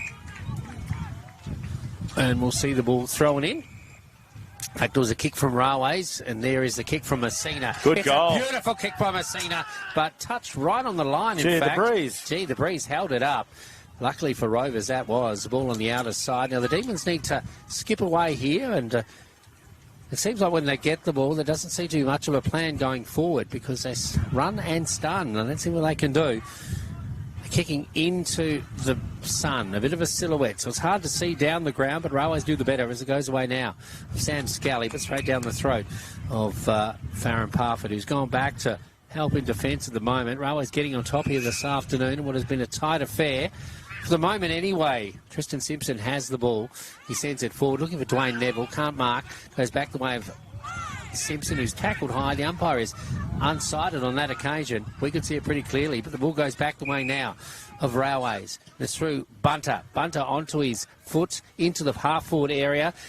Goes away now of Saunders. Doesn't get a free kick on that occasion. Unlucky for him. The ball goes back the way of Saunders.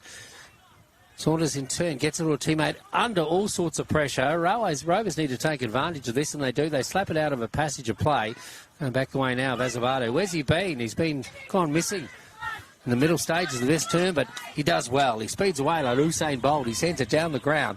To no one in particular, bounces the way of the Railways defenders. No one back there for Rovers. There isn't. They're playing forward. They're trying to defend while attacking, and no one's up front, as Glenn said, as the ball goes away of the defenders for Railways. They're doing it with ease as they send it around to the outer side. Structure will always beat run and stun, in my opinion. The ball goes forward again.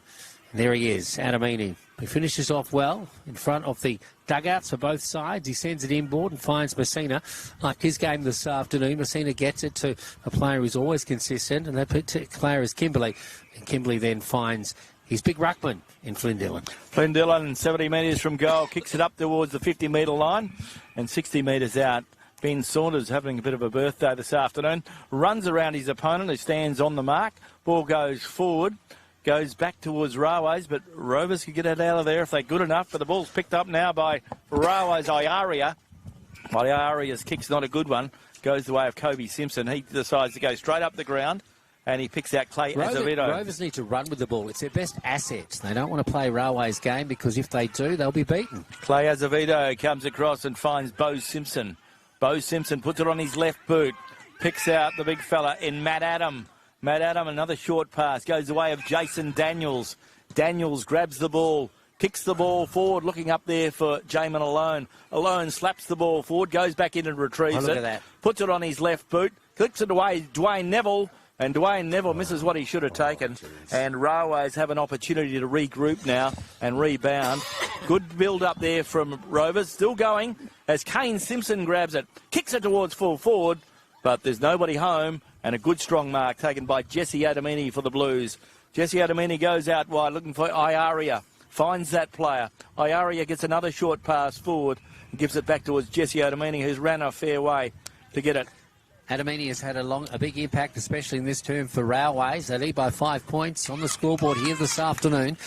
As we go to the middle stages of this, the third term, and this player too, Flynn Dillon, has impacted all game this afternoon, rucked all day, and also taken some strong marks, gets it away to Kimberley. Kimberley down the line, looking for support down there, but a bit of a tussle on as it goes toward the boundary. And it is a Rovers player who finds the sanctuary of the white line, and the ball will be thrown in deep attack once again for Railways. So it's interesting when Rovers do get a run on. They find it hard to find some structure into their forward line, Glenn, which that was serving them pretty well earlier on in the game. And that was Ted Kerr off the half-back. I called it to Jesse Adamini, but it was Ted Kerr who got the ball up the ground. Ball comes the way now of Flynn Dillon. He slaps the ball towards his goal line, but Rovers have the numbers. Geyer has the ball slapped on his boot, and the ball held up, picked up by Darcy Giltro. He shoots on goal, right on the goal line. Good goal taken there by the Rovers defender in Simpson, Kobe Simpson, mark, didn't he? Right on the goal line. So saved a certain goal, but a good effort from Giltro. There's a Rovers player down in the pocket, but he's getting up now. Geyer must have had the wind knocked out of him. Goes the way of Josh Simpson for Rovers. He goes across the ground, finds Tom Denton. Tom Denton plays on. In fact, it's Toby Bursell. Bursell got it to Denton, so Denton's got the ball now. Tom Denton goes back to Bursell. They're getting the stats up. Jeez. Bursell goes across the ground again, and Rovers got numbers out there. Goes the way of a teammate in Farron Parfitt. He goes up the ground and picks out Azevedo. Azevedo kicks it up, looking for Eastoff. Good mark from Eastoff on centre wing. Asks for his teammates to start running, so he has something to kick to. Jack Eastoff uses the ball well. There goes his kick. Once again, a short pass goes the way of Simpson, goes the way of the other Simpson, and a bit of a push and shove. You wouldn't be wrong saying Simpson this afternoon, Glenn. No, and a lot of shoving. The umpire will get over there very, very quickly and sort that out. Bit of push and a bit of shove, but there's a fair bit of intensity around the ball this afternoon, but the game played in really good spirits. It is. It's centre wing on the far side of Greenock Oval, or Daimler Truck Oval this afternoon, in front of the time clock, which reads 19, just over 90 minutes gone, and this is the third term. Rovers need another goal to make things interesting. Ball coming forward now, and will they be able to do this as they run on now through Scott? He knows what to do, and he kicks toward goal, but it's a bit of a shank and going through for the minor score. And on the M&B Trade Centre scoreboard, we're into time on now, and Railways are 8-2-50, Rovers are 7-4-46, so it's a very tight game. 4 points the margin, nobody is in control yet, but we know Railways will come home strongly. Railways will come home to the city end with a little bit of a breeze at their back as Railways clear the defensive zone. Ball goes out wide, goes the way of Ryan. He plays on quickly, picks out a teammate, and a good bit of play there from young Eli Grigsby. Eli Grigsby gets the ball up towards centre wing, looking for Giltro. And Giltro's taken a very good mark on centre wing. Smallest man in that passage of play. A very, very strong mark, and now a 50-metre penalty because Bo Simpson didn't stand the mark. Well, it wasn't Bo, it was Josh Simpson. So from centre wing, he goes all the way up the other end of the ground, plays on quickly, but he used the ball or overused the ball. And once again, we can see Sean Brennan save the day. Sean Brennan gets a kick out wide and finds Josh Simpson. Josh Simpson on half-back. There goes his kick. Big kick it is too. It's Tristan Simpson, in fact. Tristan gets it up towards half-forward, looking up there for a teammate, but there's Railways players everywhere. Ball spills, comes back to Railways. Play-on's the call. Rovers have got the numbers. Ball goes back. In goes young Grigsby. He's fighting hard for the ball, but it comes back to Railways now. And the Railways players get it up towards centre wing. Looking up there for Paletti. Rovers gets a handball away. Comes back to a Railways player. And time ticking by in this quarter. There hasn't been a lot of goals scored. Rovers have kicked 2 goals, 1 in this quarter. And Railways have kicked 2 goals straight. So a very tight contest. And Railways, to their credit, have been able to stick with Rovers in this third quarter, the premiership quarter. But have Railways done enough? Or have Rovers done enough? We'll know in about half an hour's time. As the ball comes the way now of Chris Scott. He's got one to beat. And he does that. Screws the ball around. Very clever. And he's ran around that was clever football. Player there. He ran around Drew Tunbridge and finished it off beautifully. And a good bit of play there the from Scott. Twice. Yeah, so Chris Scott finished well. And now Rovers are back in the lead as we head towards three-quarter time. Rovers are 8 goals for, 52. They lead Railways 8-2-50 on the M&B Trade Centre scoreboard. Yes, they made hard work of it because the Demons have been under a lot of pressure in defence, but getting it forward in their forward line, they've just had too many numbers back at times, and so when the ball has gone into space, the Railways defenders have easily mopped it up. But on that occasion, Chris Scott said, "I've had enough of this," and he went and took on one of the most experienced defenders in the competition, Tunbridge. He sold the dummy to him twice, spun around and put it straight through the sticks. A much-needed goal for the Demons. Yeah, a beautiful goal in the end, and Chris Scott doing a very good job there on that occasion. So Rovers certainly needed that. Chris Scott gets his second goal of the afternoon, so a good day out for him so far. A long way to go in this contest. We're going to go to three-quarter time. There's not going to be much in it. It's going to be almost line ball. 22 and a half minutes gone in this, the premiership quarter. Drennan O'Malley Motors. Flynn Dillon knocks it down the throat of Gabriel Parpin on this occasion. In fact, it's Farron into the half-forward area. Mark is paid. It's going the way of the Rovers player, which is interesting. And Tom Denton is probably held, I'd say. The umpire is closer than what we are, but they both had a piece of it. Tom Denton is unsure where he's going to go, but he's going to go toward the left side of the goals, and he sees a lead again. It's a lead from Josh Simpson, and now Josh Simpson will have a shot on goal, and he's going to kick from about 20 metres, Glenn, on a 45-degree angle, and he doesn't miss too many, but I don't want to put the mocker on him. Josh Simpson's kicked one this afternoon, a very clever player, as we say. Kick a beautiful goal at Mullawar a couple of weeks ago from an angle that was just ridiculous, Glenn. And a good bit of play there from Tom Denton. He steadied the ship. He knew where he was going. Yeah, he knew what he was doing. He kicked it deep into the left forward pocket. So here we have Josh Simpson lining up for goal, 45 metres out.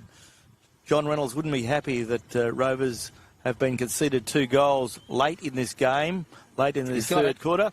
And Josh Simpson gets his third of the afternoon.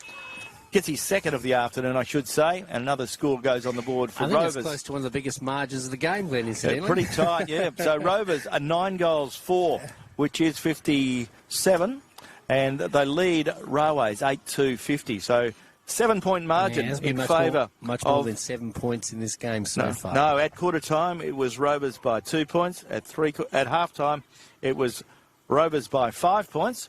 And the way we're going, it'll be Rovers by 7 points at three-quarter time if we can't get another score before the final siren in this quarter. And, of course, this Dread Anomaly quarter is the premiership quarter. And it's good to see that Rovers have kept coming and Rovers have kicked 2 late goals in time on, which is a very good sign. Tazewell straight down the throat of his opponents on this occasion, but goes back the way of a player who puts it straight into his opposite number. But Rovers get it again through Farron Parfitt into the half-forward area alone, tries to run onto it. Will he get something out of this? The ball goes into a host of players in the shadows of the goals again for Rovers as the Railways defenders put under immense pressure. The Demons have a bit of a run on here in the red time, as they say, in the third quarter. This quarter brought to you by Drennan O'Malley.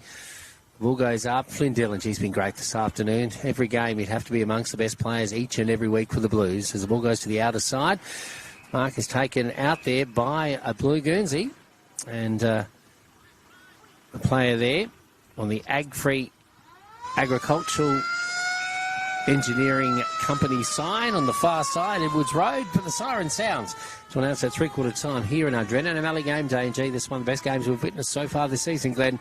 And at three-quarter time, Rovers have one of the biggest leads of the game, but a slender lead. In saying that, it is Rovers 9-4-57. They lead Railways 9-2-50. And you're listening to Radio Mama. We are the home of GNFL football.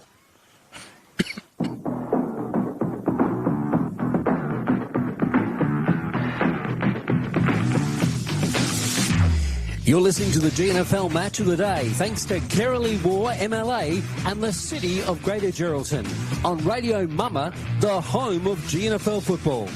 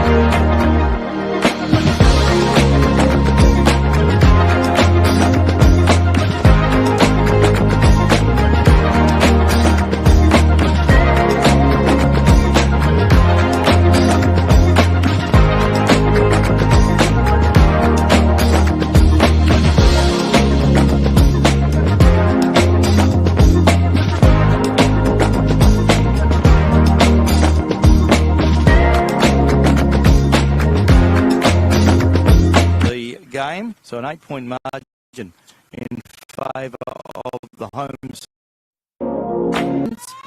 For Rovers, Josh Simpson's kick 2, Chris Scott's kick 2, Gabriel 2 singles to James Daniel Clay. For Railways, Ben Saunders kick 2, Flynn Dillon, Darcy Giltro and Nathan Valetti, and Ted Kerr of kick 1. Ball out of the centre now through Kane Simpson. Kane Simpson comes across the ground and finds his teammate, Jack Eastoff. Jack Eastoff on centre wing, broadcast side of the ground, the Horwood Road side, up there for a teammate. The teammate is trying to hold the ball and get hold of it is Blake Tazewell. A pack develops. Umpire says, play on, boys, get it out. But eventually the ball doesn't come out, and the umpire will come in and throw the ball up. Umpires this afternoon for Sandra Carr, MLA, are umpires Theo Bennett, Steve Pratt and Zaid Colley. Looking at better players and contenders with going like Messina, Ben Saunders, Darcy Rose, Sam Scully, Blake Bunter, and Jesse Adamini. Railways running out of the fence through Adamini. Rovers miss time that kick across the face of goal. The better players in that term for Rovers: Kane Simpson, Chris Scott, Bo Simpson, Tom Denton and Farron Parfitt. Ball is with Rovers on the wing. Clay Azevedo is that player. Kicks it up towards half forward. A Railways player slaps it to ground, but it's picked up again by Rovers. Rovers Josh Simpson centres the ball, but the ball is cut off and a good mark taken in defence there by the Railways defender in Williamson. He goes out wide. He's put his teammate under pressure. In goes Rovers Chris Scott. Ball spills, goes the way of Ted Kerr. Ted Kerr puts it on his left boot and finds Flynn Dillon. Flynn Dillon on half-back. Kicks it up towards centre wing, and a good mark taken there by the young Railways player in Cody Giltro. Giltro's kick's not a good one. It causes a turnover, but Sean Fletcher's good enough. He reads the ball well, off hands. Fletcher grabs it, kicks it up towards half forward, and this time he finds Darcy Giltro, and a good play there. In fact, it's Cody Giltro. He kicks it in towards one. Rovers have the numbers and read the best, but do they? They almost turn the ball over. Wasted opportunity there, and the kick was a poor one. And Luxor Fortune off hands, and the boundary eye will throw the ball back into play. You talked about in tennis, there's a term that says unforced errors. Yeah. If Rovers had an unforced errors count, it'd be pretty high this afternoon. That means that they cause the errors themselves. The ball coming in now from the broadcast side, up into the air it goes, brought to ground. There it is again. Giltro gets it away to a teammate. Nice handball it is into the half-forward area, full-forward area for Rovers, but out of defence comes the Demons again. It's a half-forward area for Railways, and Tazewell has the ball now on a half-back flank. Tazewell's fingering a bit of the ball this afternoon. A ruckman that's grown in stature for the Demons over several years. He sends it forward. Up into the air goes the player then Gabriel Parfitt, but outmarked on this occasion by Jacob Williams. Jacob Williams, not far from Radio Mama's broadcast position, sends it up into the half-forward area. Daniels at the base of the pack is tackled. He is possessed of the ball. It goes free now, and a nice mark is taken by Saunders. How does that bloke get on his own? He knows what he's doing. He's clever, and he sends it inside the corridor. The player now, he will shoot on goals. This player's already got a goal this afternoon, and Riley Evans, a beautiful goal it was too. Now he'll kick to the city end. Ben Saunders left on his lonesome, and had plenty of time to put the action in motion to allow Riley Evans to take a nice lace-out mark. He'll now shoot on goal. So Riley Evans, we know he's got the distance. He's shown that before. Kicking into a silhouette, but it goes across the face of goal. It was a big kick, though, and through for the minor score. On the M&B Trade Centre scoreboard, Railways are now 8 goals, 3-51. They trail Rovers 9-4-58 as we go around the grounds with fantasy of Great Britain. Remember for Geraldton. Frequent time at BSC Sports Park, and Brigades carry on their merry way. Brigades 13-12 lead Chapman Valley 3 goals, 3. Railways have intercepted a ball here, Glenn, and lucky enough, going back into deep attack, Jamie Guy saved them. It was always in the plans. Yeah. It was always in the plan, Peter. They knew what they were doing. And game at Towns at WA Country Builders Stadium. Towns 13-7-85 lead Mullawar 2 goals straight. The ball going up the ground ever so steadily, and a whistle on play. The boundary umpire comes into play. 4.5 minutes gone in this final quarter, with thanks to GT Charlie Gunn, and I see Grant Russell at the footy today, enjoying this very good game between the two top sides. Of course, a bit of a champion for for Mental Health Week, and a nice article. He was interviewed by Beck Ruthven during the week and set up the weekend for a great cause on Friday in The Guardian. The ball on the far side now is with Gabriel Parfitt. And he's sizing up his options. In fact, it's Simpson that's got it. He's going to take on a couple of players. Gee, that was lucky. He got away with it. Tristan Simpson sending it down the line, and it only goes as far as Railway's player, who's dealt with, took the mark, was dealt with, but gets the free kick, incidentally. He comes in. In fact, it might be the lasso rule that we're seeing now. But the ball on the far side's with Flynn Dillon. Probably one of his best games, one of the best on ground this afternoon for his side. Sends it inboard. Finds the youngster in Eli Grigsby. Grigsby, a nice kick into the full forward area. Goes over the top of a couple of players, and out of the pack it comes by Saunders. Nice little handball by Saunders. Goes the way of Giltro. And, in fact, it was, it was Cody Giltro. And he put it through for a much needed for Railways. But Ben Saunders, probably now and again, does a bit of magic. Cody Giltro gets his first of the afternoon. He enjoyed that, and so the scoreboard rolls over. So close in our match this afternoon on Radio Mama, your home of GNFL footy. Looking at the scoreboard for M&B Trade Centre, it is Rovers 9-4-58, Railways 9-3-57. 1 point in the margin. We played 6 minutes in this final quarter, so we've got a really tight game here.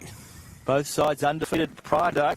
So unless it's a draw, one of these sides. 2 points to Rover quarter time, 5 points to Railways at half time, and Rovers 7 points at 3/4 time, and just a point at the moment. Then in front on Drennan O'Malley game today. Yeah, 8 points it was at 3/4 time. I apologise. No, they made the scoreboard change at 3/4 time. So 8 points is the difference at 3/4 time. So the margin is now 1 point. So Railways have made a little bit of headway.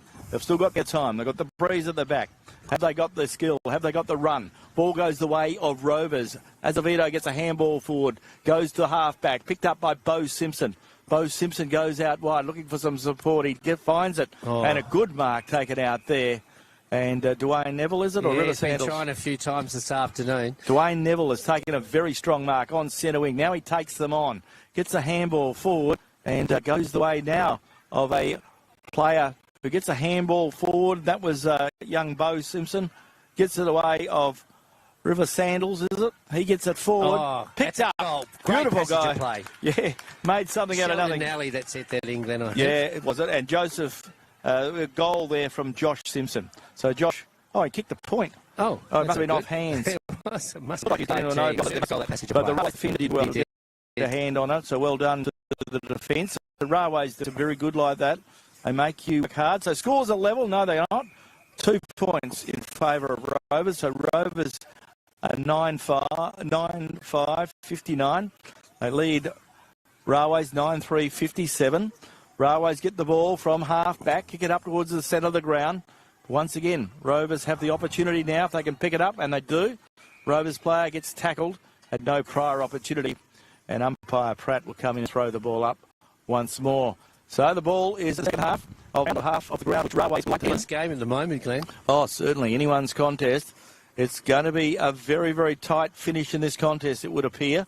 Picked up by Rovers. They get the ball forward. Kick goes forward. Rovers player banged his head after he kicked that ball. Ball goes the way of Tom Denton. Gets it up towards full forward. Finds Josh Simpson. He's very hard to put a saddle on. He gets it over to a teammate. That teammate gets it back towards Josh Simpson. And Josh Simpson gets another. And once again, it was Sheldon Nelly who fed it out to Josh Simpson. And Rovers get a goal on the board. Rovers in the lead, which is very good. Rovers are 10 goals, 5-65. They lead Railways 9-3-57. So I've seen a couple of very good opportunities there. The interesting thing here at Daimler Truck Oval is that when it gets late in the afternoon or late in the game, even though Railways had the breeze kicking toward the city and they're kicking into shadows and silhouettes, which makes it a little bit more of a hard task in some respects. And Rovers don't have that disadvantage at the moment. Simpson has now got 3 goals. That's playing very well up forward, but in the 2 passages forward, it and Sheldon Nelly has been able to get the ball on. So Sheldon Nelly's assists forward have been very useful. Flynn Dillon clearly slaps the ball forward, goes the way of Rovers, and Rovers have the ball in the centre of ground. Ball comes forward, nice and a good leg taken by Tazewell. Got their tails up, the Tazewell breaks through the centre, gets a short pass, and finds a teammate there in Clay Azevedo. Azevedo's told to play on. He claimed the mark, and then goes Dwayne Neville, who finds himself in front, feeds it out to a player running by, and once again Rovers shoot on goal through Tristan Simpson. Tristan Simpson kicks a minus score on the M&B Trade Centre scoreboard. Rovers 10-6, lead Railways 9-57. So Rovers 16 scoring shots to Railways 12. So Rovers are in front. Can Railways regain some composure and get the ball up their end? Sam Scully brings it up towards centre wing, looking up there for Flynn Dillon. Ball slapped away from him. Has really stepped up in this game today, Glenn. And he's one of the biggest men in the competition, and he's taking that in his stride, isn't he? Well, he's looking a lot fitter too. Yeah. He's moving really quite freely at the moment. He's still got his knee heavily strapped, but he's certainly moving a lot freer than he has in past times, because he has looked a little bit Ball under coming in injury from the cloud. boundary now, going the way of Bunter. He gets it to a teammate there in Flynn Dillon. Continues to work the big fella. Puts it onto his boot, sends it down in front of our broadcast position. Players diving on top of each other. Stacks on the mill, and the umpire says, give to me. So this game is still being played at a frenetic pace, which is incredible, because we thought things would slow down a little bit, but both sides have been going hammer and tong. We've got Tazewell up against Flynn Dillon this afternoon. A nice contest as Railways try to go forward through the player there in Kimberley, and he's tackled a little bit crudely, and a free kick will go the way of Kimberley. He sees the lead from Bunter, just in front of our broadcast position for Radio Mama. This quarter brought to you by GT Russell Chartered Accountants. It is the final term in Adrenaline O'Malley game day, and there he is. Standing on his own is that player in Saunders. He gets it away to a teammate there in Jesse Anamini, who shoots toward the big sticks, goes across the face of goals. The Railways player tries to get hold of it, or does he? He's corralled toward the boundary, and the ball will be thrown in deep. Oh no, Rovers get the free kick. It was put out on the full, I'd say, in that vicinity. Rovers have it through Jamie Geyer, out of defence, kicking towards the half-back area. Up they go. Tazewell at the back of the pack, couldn't take the mark. He's up against Flynn Dillon. And as I've said, I've enjoyed the test. Both guys going at it. Tazewell put on a bit of condition to become just as strong as Dillon is. And the ball is with Railways now. It goes away with Tunbridge. He sends it inboard, finds a teammate there, and that teammate is Darcy Rowe. Rowe goes across laterally now. Railways trying to slow things down to try and make some effort to move forward. A sortie forward. Comes off hands now into the pocket just in front of the Rovers club rooms. Will it find the boundary? A player is corralled toward that end of the ground, or toward that position, and that player is Messina, and the ball is taken over the white line. So Glenn, the current scoreline, 10-6 Rovers. They lead Railways 9 goals. Is it 9 goals? 9 goals, 3, yep. Yes. So it is a 9-point ball game in favour of the home side, and we've played the middle stages of this final term thanks to GT Russell Chartered Accountants. Margin in the match, 9 points. Exactly. So it's been tight throughout. Rovers player taking a while to get himself up. He's a bit sore, and that player was what we were talking about earlier, Chris Scott. A few sore boys out there after the game today. So he goes a short pass from Simpson, goes back to Chris Scott. Chris Scott goes across the ground looking for some run, and have Railways got another shot in their armour. 14 minutes gone in the final term. Rovers get the ball up towards centre wing. Good mark taken out there, and Rovers still have it. And Rovers moving the ball up the ground. Goes up towards centre wing, and the kick goes forward from Brennan, but only as far as the Railways. Railways can clean up and come back. Ball goes the way of Darcy Rowe. He comes the way of player there in Flynn Dillon. Feeds it out towards... tackle. The player in Kimberley. He ran into a dead end. Picked up now by Chris Scott. Chris Scott grabs the ball, kicks it towards full forward. Ball Sheldon running Nelly. Free. Sheldon Nelly, he can't pick it up. Geez. Boundary line comes very close. Kobe Ditchborn slapped it towards the boundary line, and he got pinged for... It's deliberate. Yeah, it is. Yeah, well, he was certainly looking for the boundary line. As you can, poor old defenders, they've got to do it somewhere, in this don't they? competition, that's a hard decision, isn't it? Yes. So the ball goes the way of Rovers now after that free kick. So the play with the ball is Rovers player. I think, is it Kane Simpson? Runs around. It's Josh Simpson. Josh Simpson takes the ball on. He's caught in possession now. Josh Simpson caught in possession. Why did he just put it onto his boot? At least he would have put it up in plays the air. on quickly. Railways, can they regroup? Ball goes the way of Drew Tunbridge. Drew Tunbridge in the back pocket. Short pass goes the way of Matt Kimberley. Matthew Kimberley looking for the ball on halfback. Short pass again. Drew Tunbridge, barely 10 metres. The umpire gives him the benefit of the doubt. Drew Tunbridge plays on looking for another pass.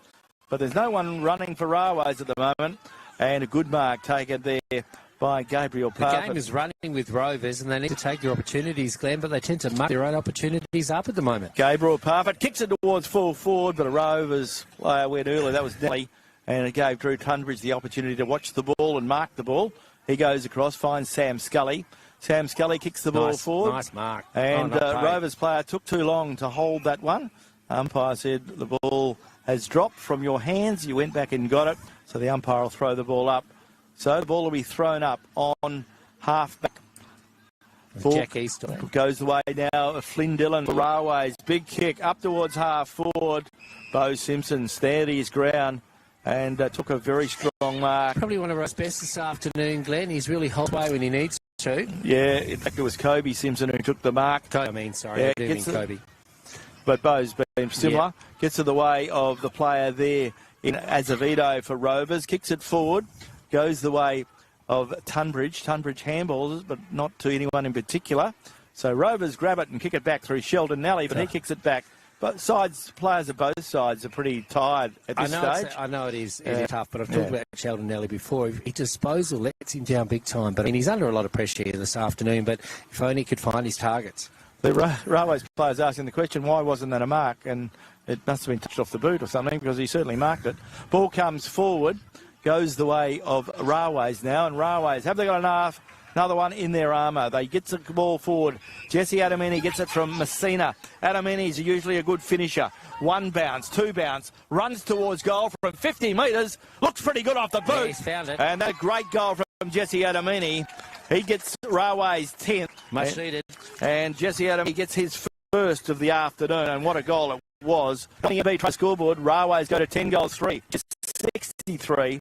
They trail Rovers 10-6, 66. So we've got a 3-point ball game, and we've played 17.5 minutes in this final term with the GT Russell Chartered Accountants on Radio Mama, your home of GNFL football. Glenn, we're looking forward to this game, and it hasn't let us down. It's given us everything here this afternoon, but the pressure, I've really been impressed with the pressure by both sides. They haven't let up all day, 4 quarters. And the game has been played at a frenetic pace and has continued to be like that for the 120 minutes. Although there's a little way to go, it's certainly meeting all those expectations. 80 minutes gone in the final term, brought to you by GT Russell Chartered Accountants. And can the Demons hold on? In fact, they need to attack a little harder. One would think if they're to hold this game this afternoon. They've had a lot of opportunities that have gone begging. And they need to make a few more of them, but Adamini, he started to up the ante somewhat. He gets it to this fella. That's Flynn Dillon. A nice kick by Dillon into the half, running onto it is the player in our area. He gets it to a teammate who finds the sanctuary of the boundary, or does he? Rovers have it. Out of defence, no, they've been curtailed in their efforts. Goes back toward the white line again. Kobe Simpson sends it down the line. It was a very tight kick, but he finds a teammate down there. He marks the ball on the far side of the oval, on the Edwards Road side of the ground. He sends it further afield, misses a target. I think a free kick has gone the way of... Yeah, and interfered with the Rovers player. Yep, so Rovers, they have the ball. Yeah, Farron Parfitt. He's an important player when it comes to this stage of the game and these situations. He's got a bit of experience, has Farron, a premiership player, multi-premiership player, goes inboard. Rovers have it now. On the far side, they send it into the half-foot area. There's Scott. Has he taken the mark? Nice and strong. Beautiful mark. He has, and he'll have a shot on goal. But he's about 45 metres out, but he doesn't want to test his kicking. he sees a player inside the goal square and no one can take the mark and comes off hands and through for the minor score. And Jesse Adamini was that player who threw himself up and forced that through for a forced behind. He's working final stages. You think you'd want to chance when you get a free kick at this late in the game, wouldn't you? The ball back in the middle now, and Flynn Dillon, he's been working all game, Glenn. He certainly is figuring as one of the better players out there this afternoon. Been outstanding. He has been good. He just doesn't give up. He's just hard at it the whole time. He's got all the attributes, but he uses all of them. The ball coming out into space now, and Railways have it as they run on through this play. I haven't seen much of him this afternoon in Fletcher. He sends it inside the corridor. Players setting themselves. Oh, a mark almost taken by Gear, but he loses it on the final stages of that passage of play, but coming out of defence. The Demons have it now through Gabriel Parfitt. He goes one way, then the other. Goes back to Parfitt, and he's caught in possession. No, the umpire says no prior opportunity, but the Demons under siege as Railways throw everything to them, as they say in the classics, Glenn, but the kitchen sink. We're into time on. Won't be a long quarter. Both sides have only one goal apiece. Yeah, so 20 minutes gone. It won't be a very long quarter. So the next score, if Railways could get it, could almost win it for them. Ball goes the way of Adamini. Gives it away of Fletcher. Fletcher deep on the boundary. Shoots towards goal. He's offline. 1 point only. And on the M&B Trade Centre scored. Railways go to 10 goals for 64. They trail Rovers 10-7, 67. 3-point ball game. Railways need to lock it in. They need to get the next score. And it needs to be a major. You would think next goal wins, Glenn. For sure. Ball in the back line for the Rovers side. And Kobe Simpson gives it away of Bo Simpson. Bo Simpson has the ball now. Ball slapped forward by Kobe Simpson. It was Daniels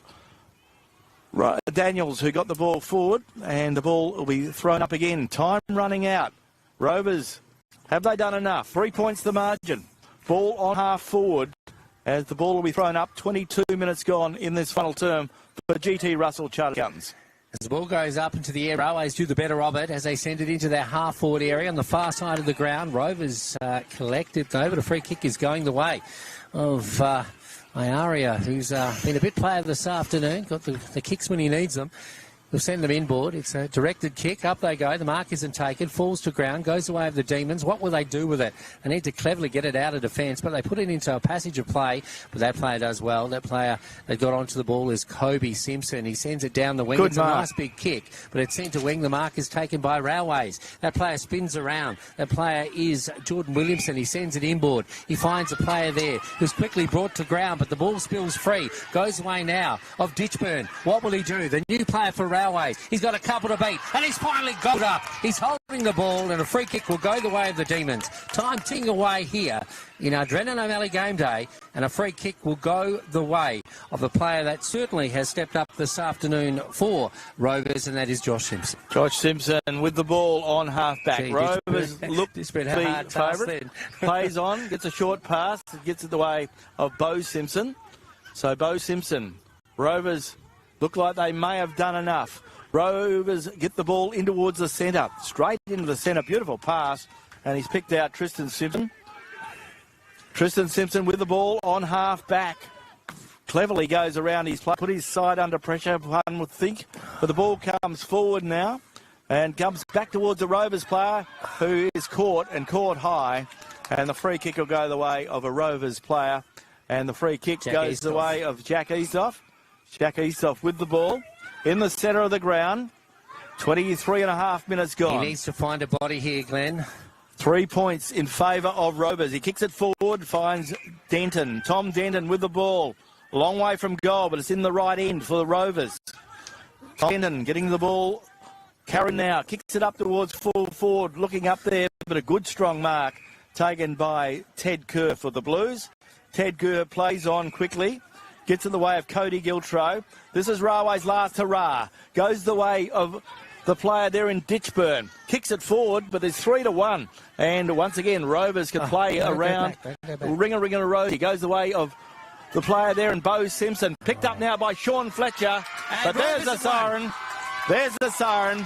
Full time in our match of the day. What a game it's been. Oh, terrific game, Glenn. And Rovers have won. Rovers are on top of the games clear of Railway. Rovers are 10-7, 67. They have defeated Railways 10-4, 64. And a wonderful match for round 8 for the Think Mental Health round. Community Bank GNFL Premiership season. A 3-point win to Rovers in our match of the day on Radio Mama, your home of GNFL football.